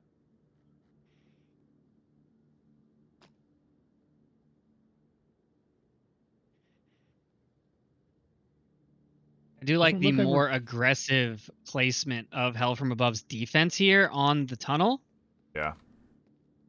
Especially I don't the think double anybody's really stack. going that way. Where did he put it? He put a C4 up there somewhere. He's holding a clacker. It's in the roof in the other hallway, but to Xandria's point, the offense of Worldwide Warriors is not going underground.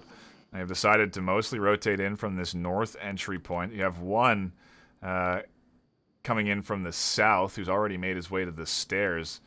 Not sure where the 5th is in this rotation, but he may be ending up coming in from that underground entry point. Either way. Oh, no, he's already in. Ross already inside. So now all 5 here on this stairwell, they have command of the upstairs of Subway and can set up freely to coordinate an entry point down both of these stairs. But coming out of these stairs is not easy. No, and not when the team underneath can hear all of your communication where you decide which stair you're going to come down.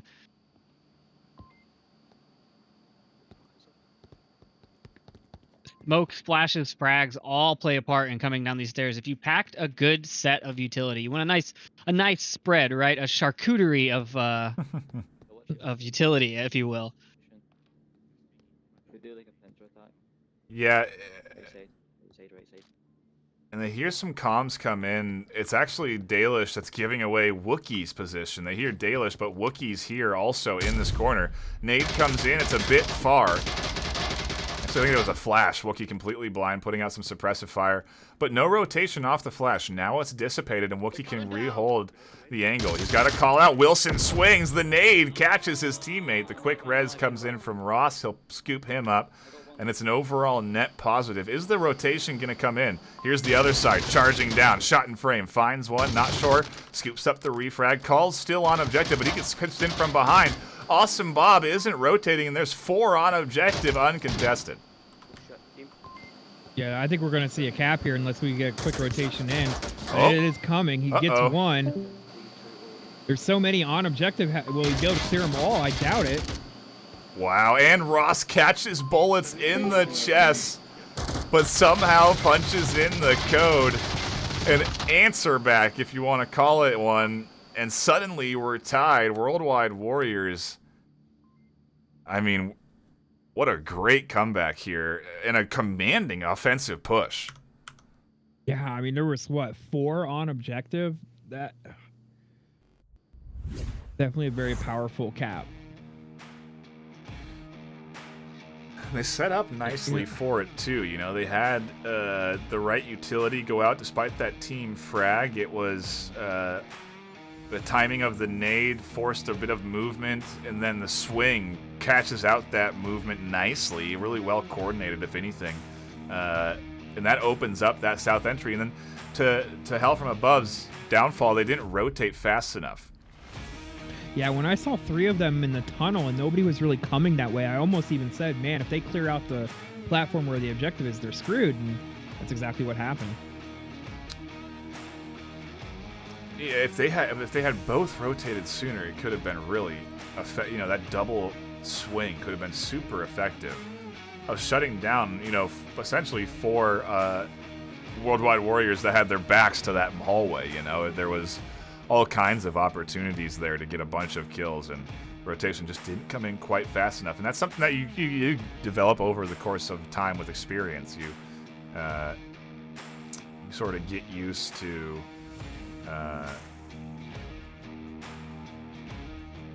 Quickly reacting to shots based off of the gun sound, the gun audio. You know what team's shooting what, and you rotate from that when you're in the sort of heat of the moment, gunshot, fire like that. It seems we do have again Ross disconnecting and reconnecting, so we're in a bit of a pause. But a good series so far. And as far as you saying, responding to different sounds of gunfires, it only gets slightly easier. It's still really hard, no matter how many hours you have in the game. And it also depends on where you're at on the map, right? The new sound engine, the guns sound different in different textures. So if you're down in the bottom of Subway, there's more reverb. If you're up on Downfall, there's less reverb. If you're up on top of Subway, there's less reverb. It depends on the material and the location.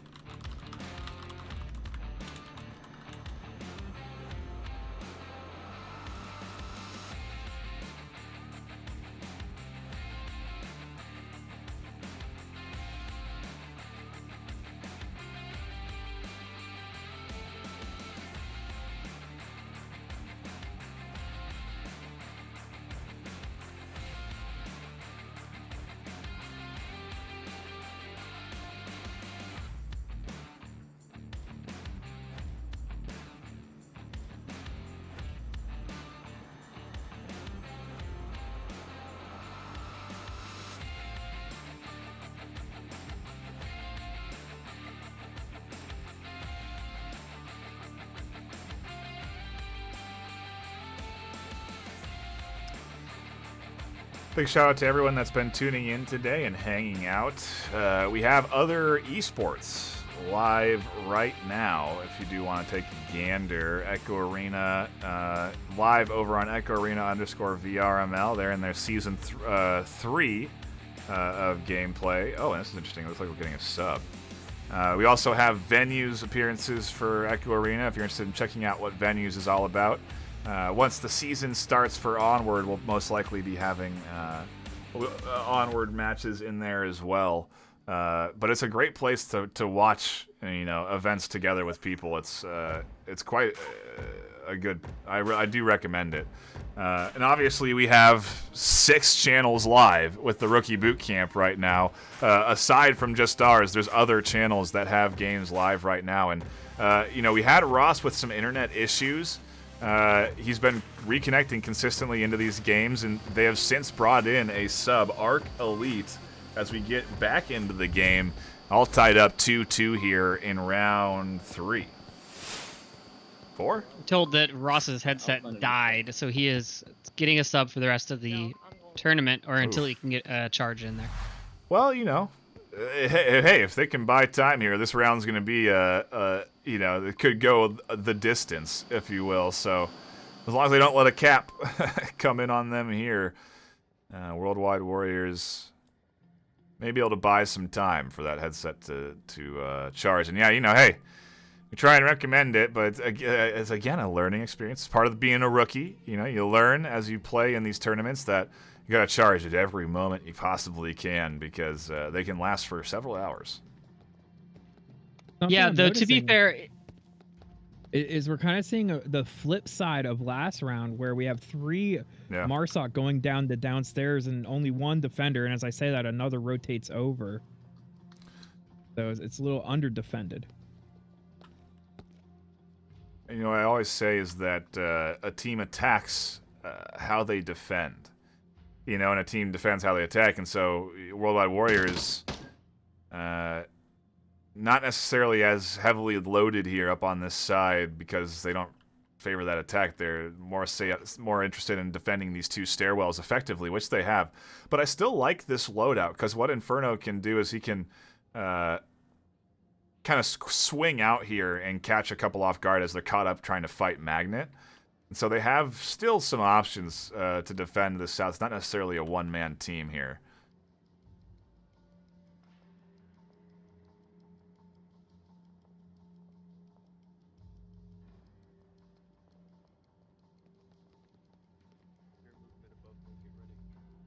Awesome Bob running a flashlight on his pistol and a shield in the tunnel. Riot shield effective against bullets, but if he's not turned here, oh!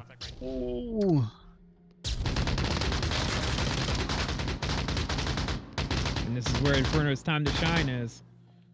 Both Magnet and Awesome were flashed there. The push coming in, though, nicely timed. Magnet does find one over the shield. Dallas scooping up a couple, and now suddenly Wilson has to react. He has to get here onto objective. He gets a swing and catches 2. Not T could have found them on the backside as well, but doesn't. And now Inferno, lone in defending the double squad here, Dallas and Awesome Bob. He does have Not T way in the distance there, who also can get an angle into this tunnel, but if Inferno's not ready, he could easily get shot in the back. Those shots giving away some positioning, and yeah, Inferno very much aware of this entry point, and he's going to make them expose themselves a bit before he takes his shots.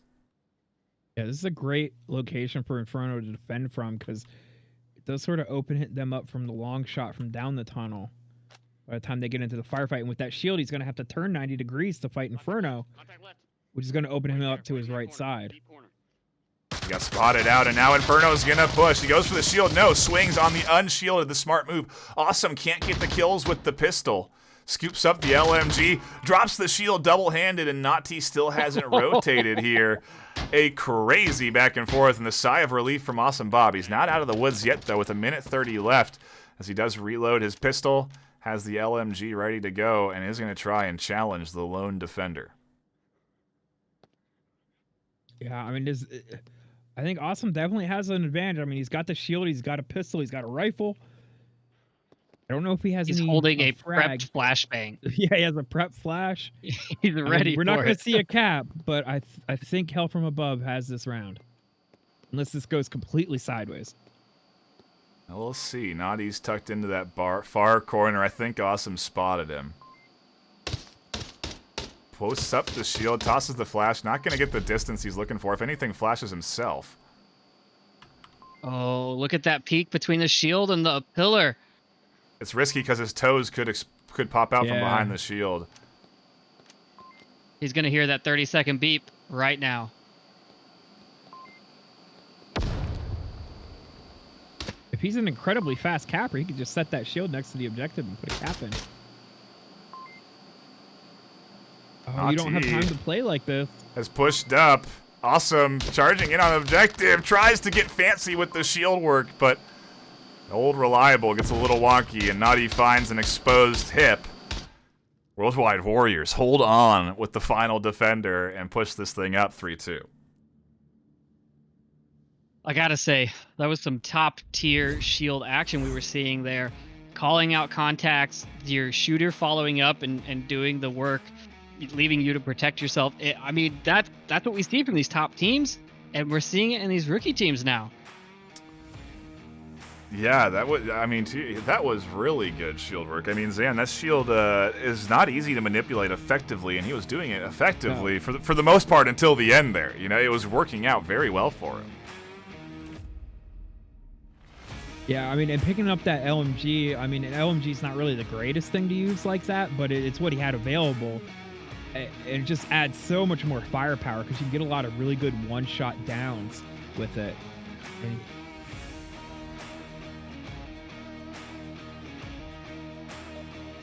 And solid round and a good way to kick us off of that tied cap there, as we're now into this series 3-2. Round 4 of the Onward Rookie Boot Camp is delivering so far. Both of these teams have lost only one game, and so they're looking to push up 3-1 and be a potential contender for the very least second place. Right now, Air 404 still undefeated, and I'm sure their match is being cast somewhere else on one of our many other streams. It's a multi simulcast of the whole round robin tournament. So if you want to catch other games, you can. We've been linking that link in chat for you guys to check out. I do recommend it. A lot of rookies, a lot of rookie casters putting in a really good effort and putting in a good show on their own channels. So go give them some love. But also stay here because this round has been, this series has been awesome, and we are now into round 6. There are 5. There's a cap. You know, I think it's funny, the Worldwide Warriors spawned under North Stairs and opted to go all the way around to the south. They don't want to push up that aggressive North Stair push right to the objective and get funneled down that hallway. Yeah, it's tough to come out from this hallway they're going to be going down to, though. You know, this west side has a lot of different angles you can be held from, and look where Shot is. He's managed to tuck himself back into a nice corner, and he's got an angle that I don't know if Wilson's going to be ready for. They're pushing dumpster. And here on the north hallway, Awesome Bob just sitting and waiting for Nightshore, and there it is, and it ends up being a trade. I'm down in the north Wow. stair. Just like that, Worldwide Warriors push down to 2, and it's up to Magnet and Arc Elite to try and push through this. 2v5, not easy to overcome, but doable if they have the right utility and get the right people to get out of position here. If they really have to overcome Shot and Calls. Once they do that, they'll go up against Dalish in center. And then they could potentially catch some defense rotating out here. Wookie and Awesome will have to crash in towards objective, so it's going to come down to if they can get rid of Shot, but they can as he gets another kill onto Arc.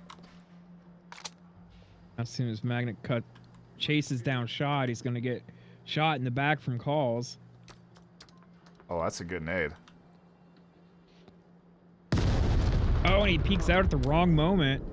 Hey, I just got hit with the nade. Last one, suck shot. Finds the confirm, running Calls, yeah, and Dalish rotating. The call-outs there to his team allowing them to feel confident in investing even more over here into this side. And so now what's turned into a 1v1 is now a 1v2 with all kinds of other eyes on the back end. Dalish finds the nice shots onto the head, and we are going to the final round of this map as we're tied up 3-3.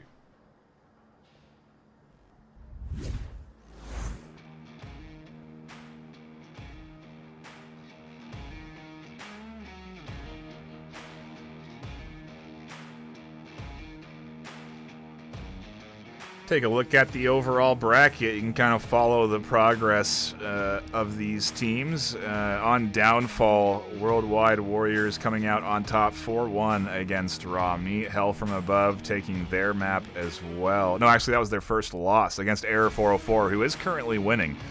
So if they end up being second, they could very well face them in the finals tomorrow.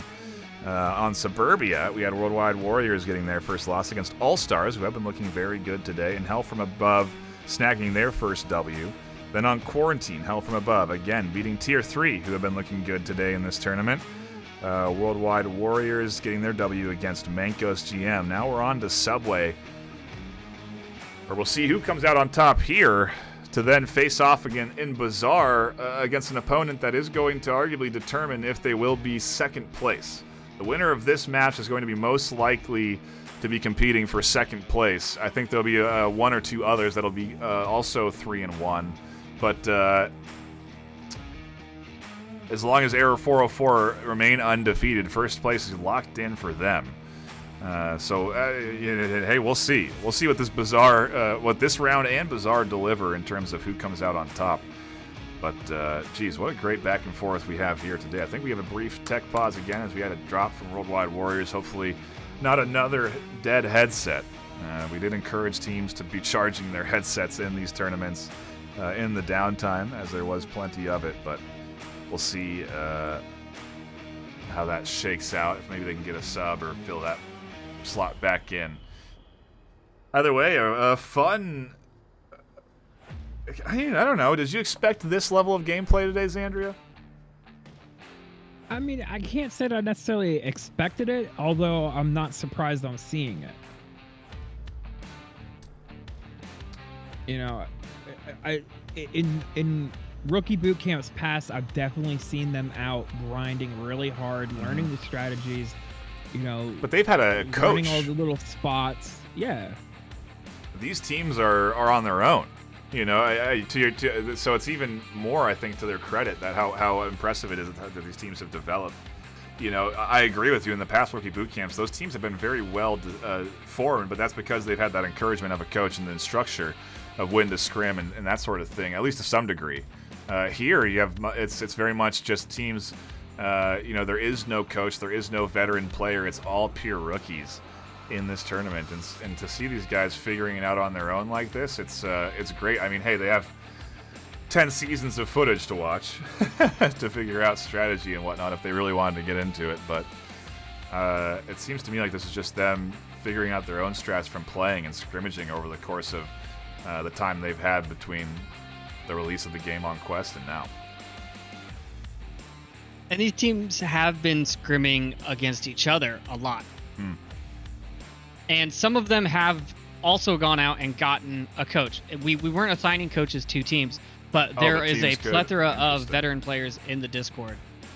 Yes, that's true. There and yeah, the Onward Rookie Bootcamp Discord, if you're not familiar, a great place to go if you are new to the game. If you are seeing this tournament and you're thinking, geez, I want to get into this, it's definitely a solid space to go because you'll get all kinds of coaching and there's tutorial events that get held by Trip himself sometimes where and other veterans where they'll coach you in the basics of the game, how to clear rooms, how to communicate with your team.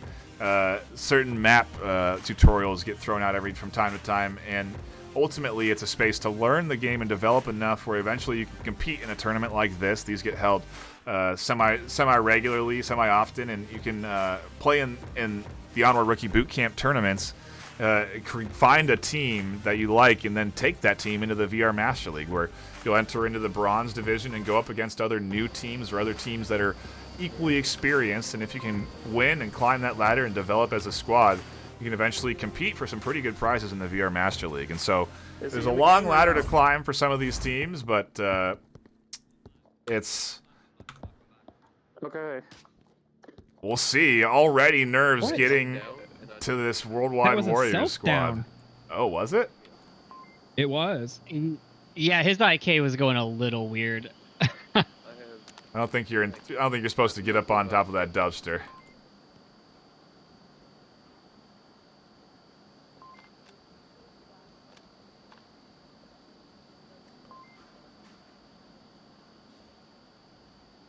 Either way, it seems they've solved that issue. And take a look at the overhead. Hell from above going with 3-2 split.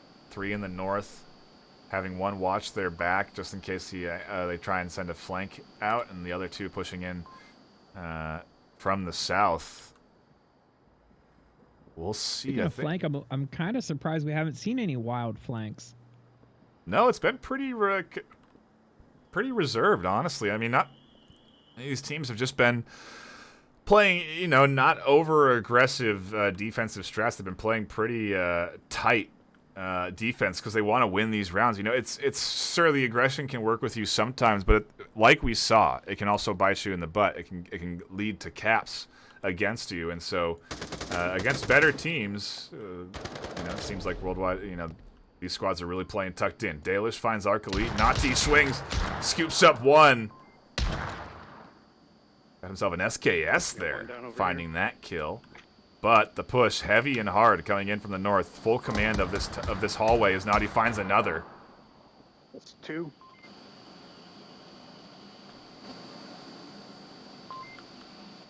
With Wilson tucked back here so far, this objective is actually really squishy right now. I mean, they could just crawl out there and get the cap. Stop flashing me, I can't see. Oh, and just like I say that, Wilson rotates out. Like he's prepping some kind of grenade.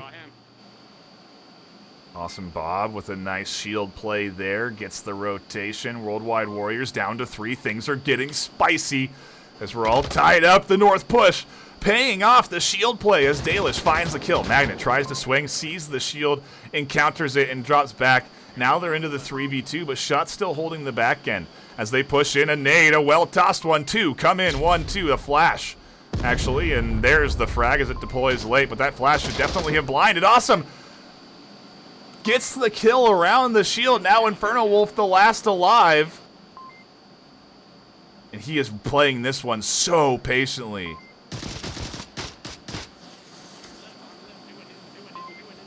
I mean, Dallas, there's the cap. Wow, Shot pushed up, and as the shield pressure was there, Hell from above gets the 5-3 W. And I think they just had a 5-2 W or a 5-1 win, so not the first time that they've done this. But either way, what a cap trip.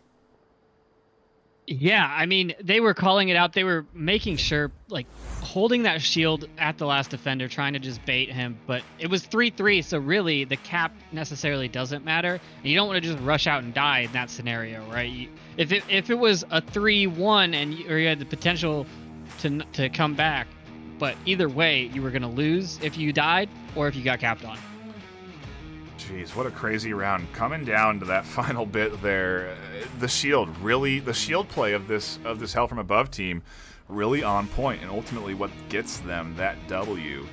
And wow, what a round to tune into there. We're going to take a brief intermission. We may tune into another round if there is another one live. I imagine this was one of the later ones to finish, but could be wrong on that. But either way, we're going to cut to a brief break, and we'll be right back with the final round of the Onward Rookie Bootcamp Round Robin. A reminder that at the end of this, the top 2 teams will be facing off in a best of 3 tomorrow, so be sure to tune in then to catch that. But for now, we'll take a brief break and wait for round 6.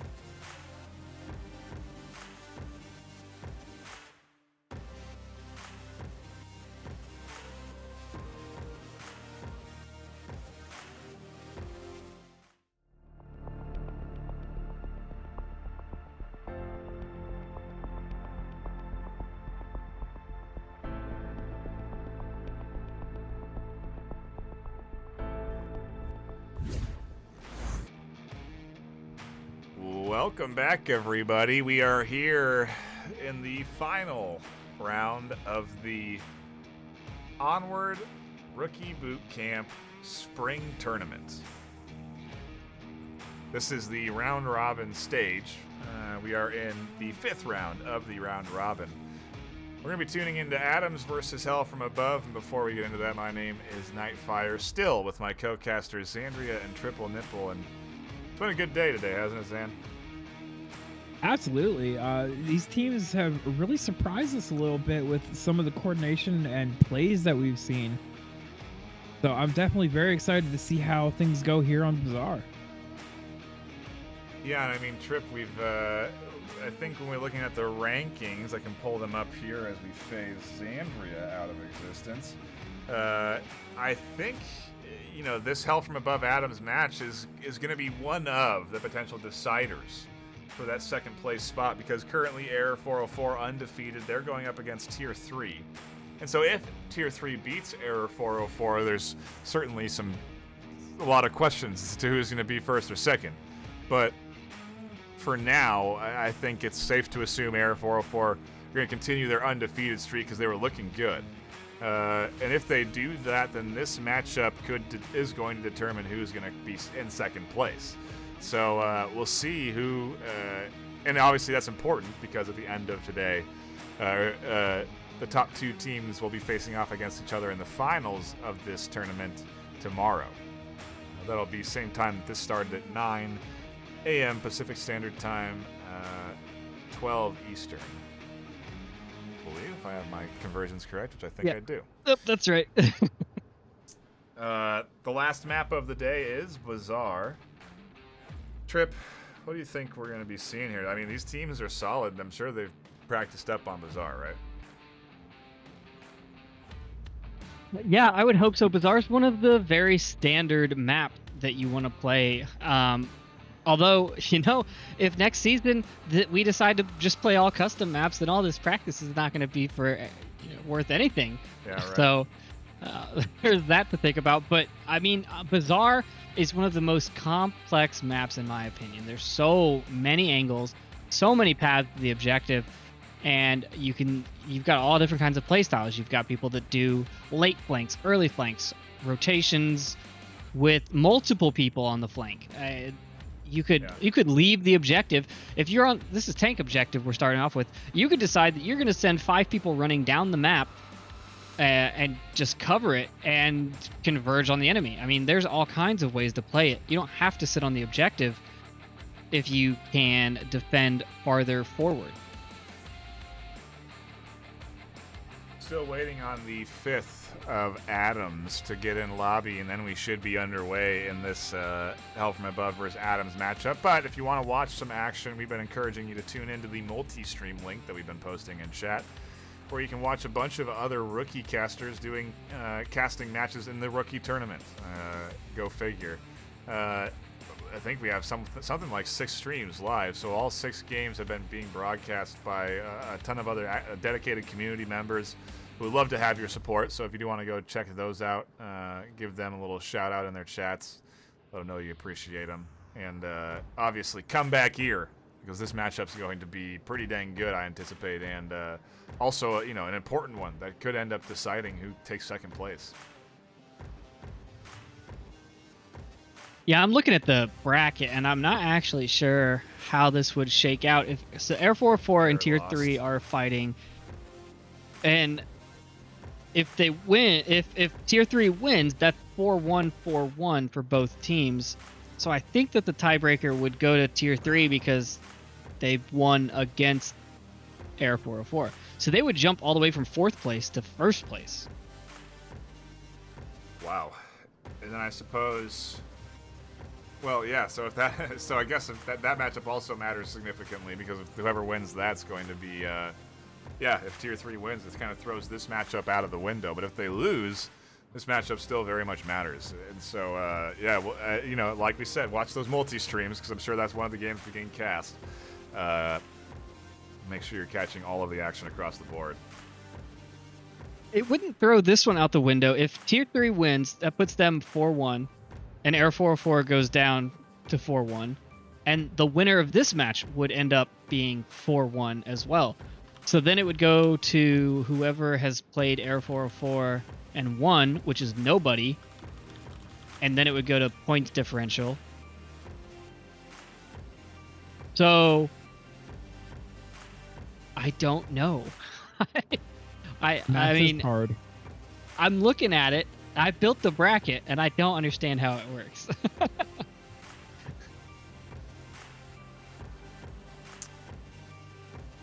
Hopefully we can get a fifth. I mean, could you imagine not having your fifth available for the final map? That'll take you on to the finals tomorrow. That would just be the worst case scenario. And still waiting on that fifth from Adams. I think we gave him a little bit of time because we did want to allow them to charge. But as we saw them trickle in, we started to get ready. There is now the full lobby loaded in. So we should be getting into round 1 on Bazaar shortly. And again, I'm very curious to see what sort of strats we get on Bazaar. Like Trip was saying, there's all kinds of flank routes. There's all kinds of different fast pushes you can play, slow routes you can go for. I don't think you're going to have to hear us stall much longer. What's the first objective going to be today, Trip? It's going to be the tank objective. I think this is the only new one on Bazaar. I don't know. Oh, no, there's more? There's more.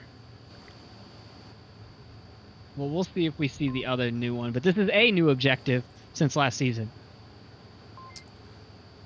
Curious to see how Hell from Above defends. As Adams go on the offense, they have that far northwest corner spawn. Curious to see how they work off of that.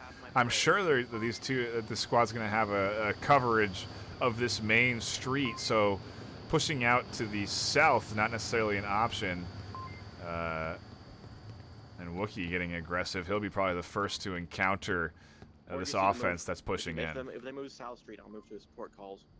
Yeah, a lot of what I've been seeing is the teams tend to sort of circumnavigate the map and pinch the objective from both sides. You know, I said it'd be hard to cross the street, but they didn't have coverage. Side of Beans has managed to cross the street. Meanwhile, Wookiee Oreo has pushed up a good bit, and most likely here's the likes of Lone Wolf and Killcom here. Yeah, if Wookiee plays this right, he should be able to poke up these stairs. Yes. Gets a trade out of it. Once main shop, but besides for that, I'm sorry. Says I'm sorry and doesn't call out Lone Wolf, who's also here to get that confirmed follow-up. So one more still here. We'll see if the coverage that they have set up will work. Shot in frame with an interesting angle. Dalish as well catches one trying to cross the street out in the open.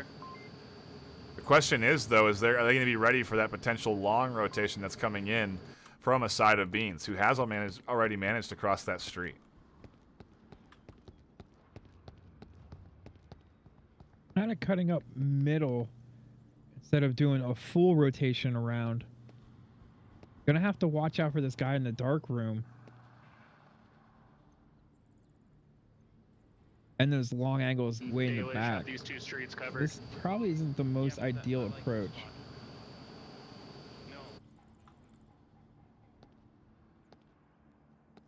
Yeah, and the Side of Beans has to stay quiet now. Otherwise, Bob may hear these crawling footsteps.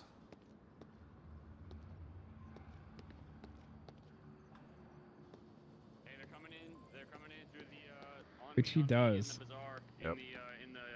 In the South Bazaar.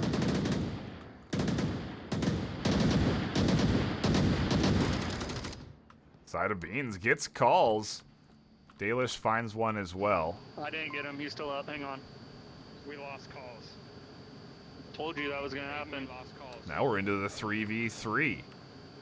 Still decent coverage, but shot in frame's a little bit exposed. He catches the rotation from Side of Beans and has eyes on. Side of Beans dangerous on his position. Could easily rotate and get caught out. Can you get over there, or do you want me to?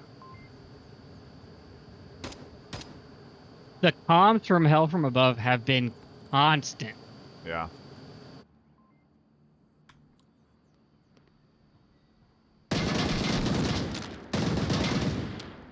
And they've been great because Awesome called out, hey, I can't make this rotation. Shot in frame, drops off and makes it.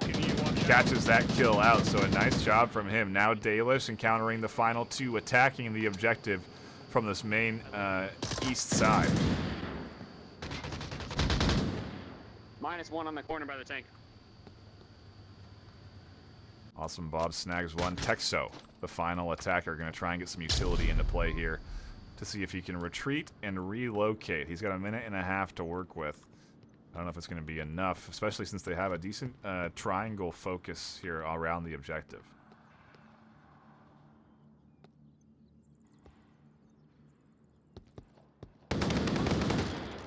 Got him, he's running mid. And I mean, a solid defensive round from Hell From Above. They snag that W and take an early lead. But a close one, nonetheless. Like, they managed to cross the street, get into a position where they could attack, and nearly had an opportunity to set up. They had that 3v3. They just didn't quite coordinate the pinch. If they had also had that attack on the tank come in early when they had a side of beans over on that side, it could have been something great. But either way, solid defense from Hell From Above, and now they have the lead.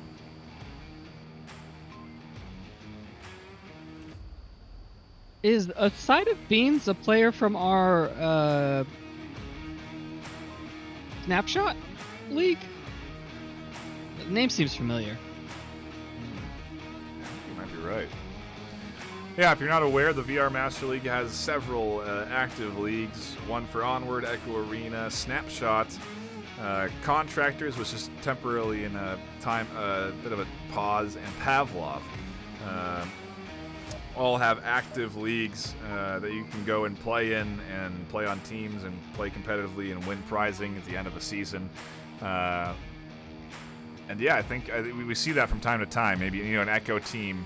Actually, I mean, we see it. There's several franchises that have strong teams across all the leagues. Phantoms comes to mind for me. You know, they're a very good Echo team, a very good Onward team, an organization at this point, and yeah, it wouldn't surprise me to see some trickle over from Snapshot as well. And Rookie Boot Camp's the best place to do it. You know, best place to sort of get your initiation into the competitive Onward scene. And I don't know if Snapshot's helped his aim or what, but he certainly does seem to be getting some good shots off today as he pushes up onto the catwalk. He finds shot in frame.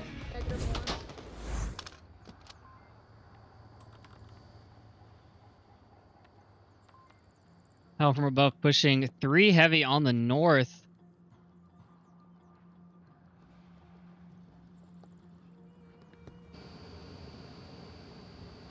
And a bit more forward defense coming in from Adams. Lone Wolf pushed up here a bit more aggressively. He's looking to catch out now as he tucks back in this rotation in here from that northeast. Just run. Awesome, exchanging some shots. Manages to cross. And Dalish, both of them going to be working themselves up here through the east. They got calls inside the catwalk. Not anymore as he dies. And he wasn't inside, he was actually outside on that corner there, but he goes down to Lone Wolf's SKS. Almost team killed there coming in from a side of beans, caught in the chaos. But the comms come in to stop that from resulting in a kill, and it's 3v5 now for Hell From Above.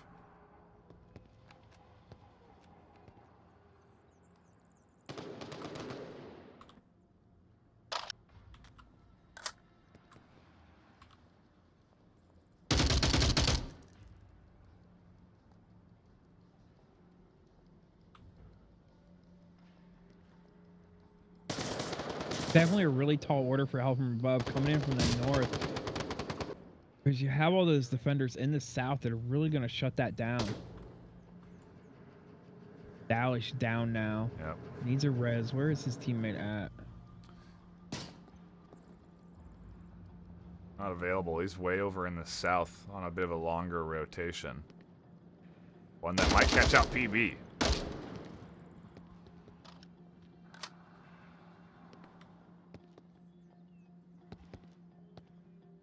Those shots are an indicator. Information to work off of that somebody has done some killing over here.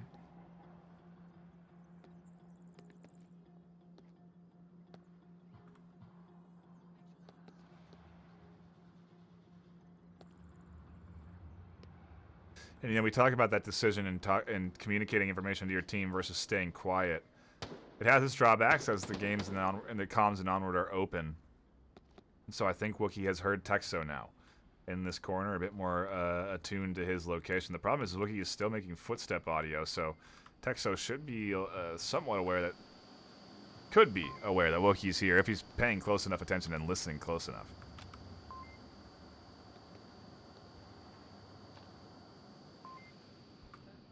Wookiee needing to get a 1v3 clutch to get to that objective.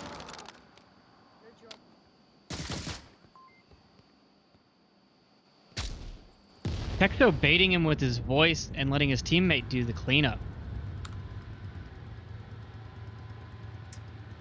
A really solid defensive hold there. I mean, the back and forth is probably what we're going to be seeing here in this final round between these two teams. They have both proven to be skilled. They have the communication that we talked about that's necessary when we talked in those early rounds. Communication is key. And they have good defensive setups. They have good cross coverage. They're communicating. It's at least on par with some silver teams in the league, if not gold. I mean, this is solid gameplay coming in from both Adams and Hell from above on those defensive rounds.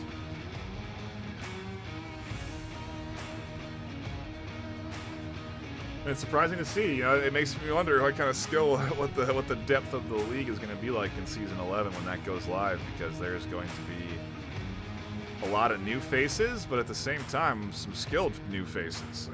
You know, they're going to be making a name for themselves in Season 11, and I'm very much looking forward to that. We've seen continuous growth in this Onward game. The rookie tournament, the rookie bootcamp tournament, the custom map tournament. It's been well received, and the community continues to want more. So I'm looking forward to the next season, and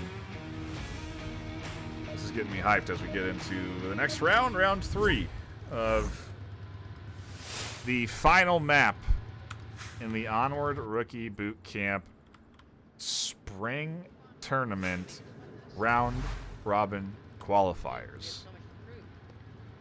You're just making up words now. Yeah, we're beaten, literally. And as it is round 3, we do have a new objective, an oldie but a goodie. We got this, let's go, boys. The West objective. Beans in my butt, beans in my butt, beans in my butt. Oh, you're going up here too? Shooting frame is he? Yeah. Thought maybe he was gonna go for a flank. I got all excited. I think the first bit of action is going to be from Awesome Bob, who's got a great line of sight down onto this full rotation here. Taking his time before taking these shots, too. He's blended into the ground so they don't see him there. Down goes one. With the sniper, he's looking for the second. Can't quite find those shots. Gets the confirm, though, and now he's getting suppressed. Gets tagged once in the shoulder. Gets confirmed there by Lone Wolf. And down he goes.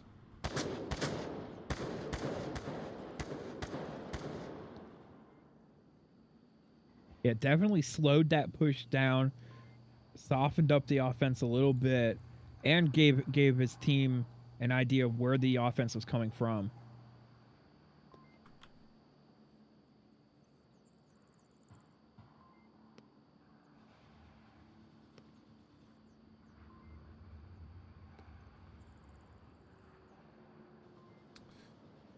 Wookiee probably next up in line.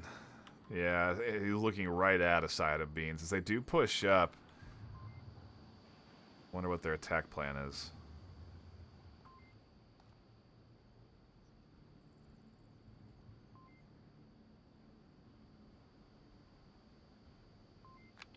Yeah, getting across the street to the objective is the hard part, right? Getting this far is the easy part. Yeah, it's this last little push.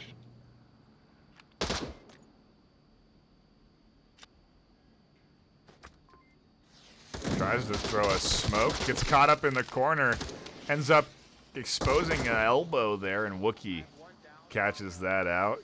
Gets the early push there, and now see what Killcom can do. Shot in frame is going to have an angle soon enough on his back.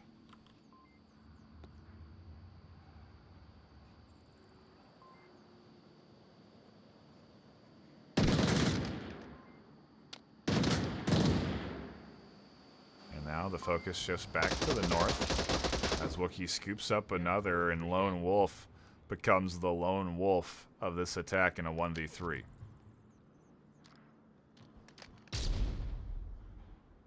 It seems These like guys definitely these... seem to have practiced this. This defense? Yeah. What's the indicator for you on that?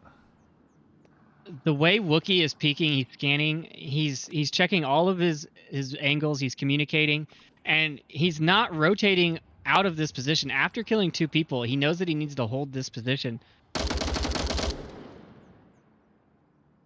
But unfortunately, Call does not know to hold his position and runs right into a line of fire. But Wookiee's now looking for that kill. It's a 2-on-1. I think it's now time for Shot and Frame to rotate in here, and he is doing just that. Pushing out from that south side, crossing the street, and collapsing in. Wookiee's here. Spots Lone, but Lone swings wide and finds the kill. Wookiee's here to call out info. And Shot and Frame rotating quick and is going to be here in time to defend. The question is this shot going to be able to react quick enough? Is Lone Wolf going to push fast enough? 1:15 on the clock. Plenty of time. He is fairly close to objective. And Shot and Frame is kind of far off, although he does have this angle covered. Oh, no. And you know, that's, again, to the experience point of it, that's a very experienced move to make there. He sees, he doesn't take the early shots when the pillar's in his way. He waits for him to cross out and be exposed and then gets that confirm in. Solid defensive hold there at the last man standing. Hell from Above push up the lead 2-1. This is, I anticipate this to go back and forth, though. I'd be surprised if Adams don't bounce back here and try and snag a round of their own. We're seeing Volk wins, right? It's going back and forth on the Volk wins. I believe so, yeah. Yeah.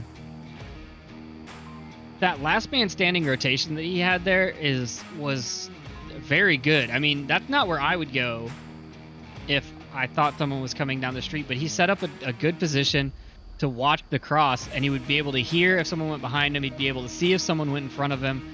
So the only option the attacker had to get around him would be to go back into the Kiat or into the Bazaar and come around, which would waste a lot of time. So, like, all those things play into where you position yourself on the map as a defender.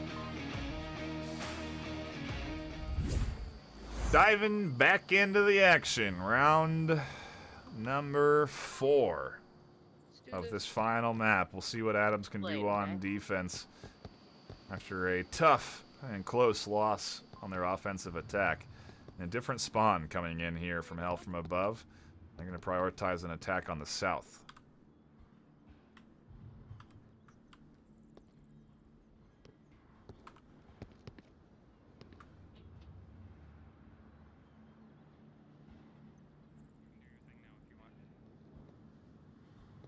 Baelish and Awesome clearing out Kayat, a smart move to make considering that this could be an early defensive position. Side of Beans swings out from small courtyard and catches a kill onto the south side. An opportunity that was only available because Baelish and Awesome Bob were clearing out Kayat. Baelish does get the frag onto Side of Beans, and the Side of Beans now resable on the stairs, but I don't think wants that res because it's a big rotation to make to try and get him. Oh, dude. What are you doing, a team kill on the bro? south side. Shot and Frame takes down Dude, I just Wookiee. team killed Calls or Wookiee because they're not talking and one of them That's just not ran what they snake. needed. Yeah, definitely not what you're looking for. When you've hold already this lost one and managed to get a kill. Negative one on me. Exo getting Awesome Bob. Plays is just right. He'll probably get Dalish as well.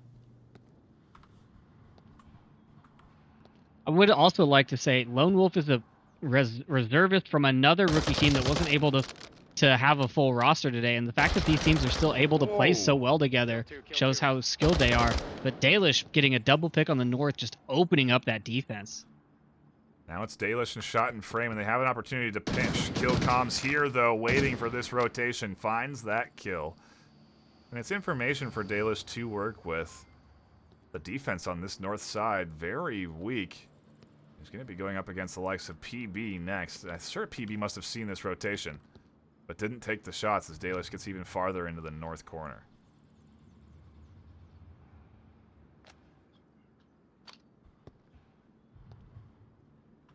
Yeah, I almost think coming from the street into the front of this objective would be way better with this defensive setup right now. Then again, Killcom in the same spot we saw last round. I was able to take him down.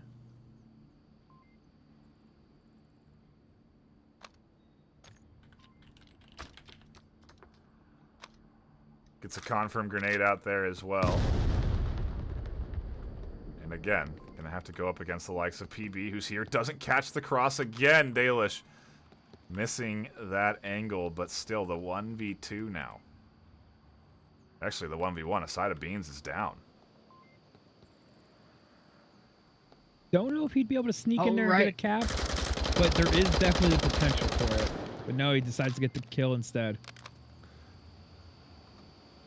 Nice kill there from Dalish. Finally catches, you know, the corner defender there. And Hell from Above now taking a dangerous lead.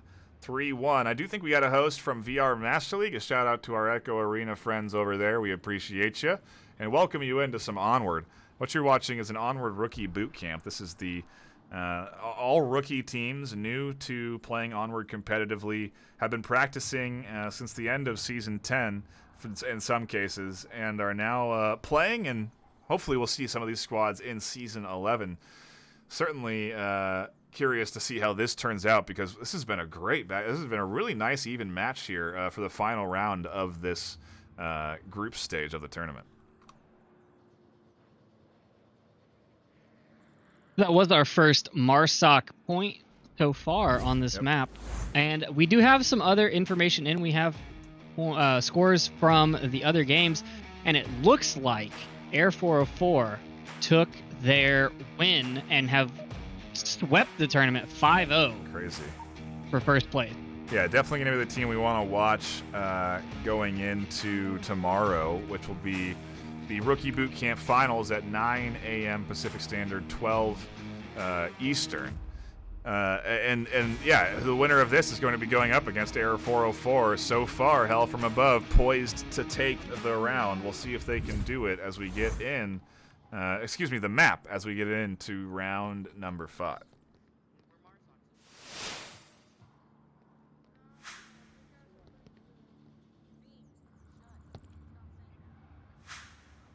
And this is probably my favorite objective on Bazaar. It just gives you so many options for defense and for offense. You can come in. We've seen Animal House just walk across the street from the market right into the objective and cap. We've seen teams swing all the way around the south side, all the way around both sides of the map. And there's just so many approaches. And the teamwork is what gets you these objectives on Bazaar, not your necessarily your pure skill, because it's definitely a teamwork map. They sent Killcom over to Kayat. We'll see what he can do. In the meanwhile, the rest of the squad sending some smokes in on a rotation. PB going to drop back. The smokes decent coverage of their push here. They are going to be making this cross successfully. Now they're going to attack from the south side. I'll be curious to see how this Hell from Above defense reacts. I'm just looking at this defense, and it does not have that south side coverage you would want. Calls really, I don't even know if anyone's watching south, to be honest. They're moving towards west. I saw them peek at east, but they're moving west. It doesn't look like anyone is. It looks like they're waiting for someone to come. Calls keeps looking that way, but a peek every now and then is not going to cover that cross. And they're going to have to be ready to rotate as soon as they hear these gunshots, because they look very tunnel visioned in on the north approach. It's call-outs from Wookiee that maybe are focusing them a bit too much on the west. He did see a cross, but it was only 2. It's not that full force of the team, and so the entirety of their squad should not be focusing as much as they are over there onto that west side. And even with the focus, teams have still managed to cross the street And the pinch for Adams could very well happen here. They have an opportunity to collapse on this objective as a squad. I like Awesome Bob's position here. He can cover the objective from the second floor if he looks at the right spot, but oh, there the gunshots giving away the position. And then the kills start coming out. Calls goes down. Carl takes one down. Shot and Frame takes down another. One, that's that -2. rotation was instant. Texo could have had an opportunity here to take shot and Frame. PB is going to be the one to do that, though. Dalish snags kill comm, and now it's up to PB and Texo. They cannot lose this round or they lose the series and do not advance to the finals. Wookie catching PB, and now we are down to just Texo in a 1v4. See if he can thread the needle of this defense or find himself a couple of miraculous kills. At this point, I think I'm trying to be sneaking in there, tablet out, prone, just kind of creep past everyone. You can hear their voices and their call-outs. You know where they're at. Got a minute 40 left. You got plenty of time, but no, these footsteps right here, I think, gave it away. Shut up. Yeah. Here, he's gonna go down there and. Yeah, he hears him now. He didn't hear him initially. He was calling out for the comms to be quiet because he needed to listen to footsteps. But now, Dalish waiting for him to come up the stairs. He gets the kill. Hell from above. Advance on to the finals and take that number 2 spot. What a exciting round robin for this first stage of this rookie boot camp tournament. It's been so fun to tune into. A long day, but that's what it is when you have 5 maps of Onward. Trip, your final thoughts on the afternoon? I just want to shout out to all the teams that participated, even the ones that were trying to get people together but couldn't. I definitely hope to see all of them in the VR Master League next season. We've seen excellent growth, excellent plays. These teams are ready. And, you know, that's what we want to do the rookie tournaments for, is to let these teams get their feet wet and know that they are capable of playing as a team against a team. And I think we saw that in all of our games today. Every game. Yeah. Yeah, absolutely. Every team looked very good. Really fun to tune in and watch these squads duke it out like this. I'm looking forward to hopefully seeing all of these teams in the VRML next season and casting their games during the regular season. Xandria, your thoughts on this boot camp so far and maybe the matches coming up tomorrow? Yeah, I mean, Trip said it really well. It was really great seeing all the plays and all the coordination from these teams. As far as tomorrow, Arrow 404 versus Hell from Above, I mean, anything can happen. It's 3 maps instead of just 1, so there's going to be a little bit of a mix of different play styles they're going to have to contend with. So it'd definitely be interesting to tune in and see that. You know, Hell from Above they played Arrow 404 as well. They played them in the first round on Downfall and went 4-2. And so I wonder if that's going to be an element in terms of what they ban tomorrow. Do they ban Downfall going up against 404 because they know that they'll lose to that? They've looked good on all these other maps. I mean, there's a lot of questions, Trip, about what this final round, this best of 3 tomorrow is going to look like. Yeah, throwing the bans in there. I mean, today you had your set maps. They knew these maps in advance. Yep. They could practice these maps. Tomorrow they could play Cargo, Snow Peak, and Tanker, and you know, not have any practice, right? Like, it's so we'll see how much is team skill and coordination and cohesion versus just raw practice on maps. Yeah, it'll be really exciting to see. It'll be fun to watch both these teams play multiple maps against each other. You know, not just to do one and done. Instead, have an opportunity to bounce back and collect yourselves in another map of your choice. Very much looking forward to that. That'll be at, again, 9 a.m. Pacific Standard, 12 Eastern. So be sure to tune into the finals of the Rookie Boot Camp tomorrow.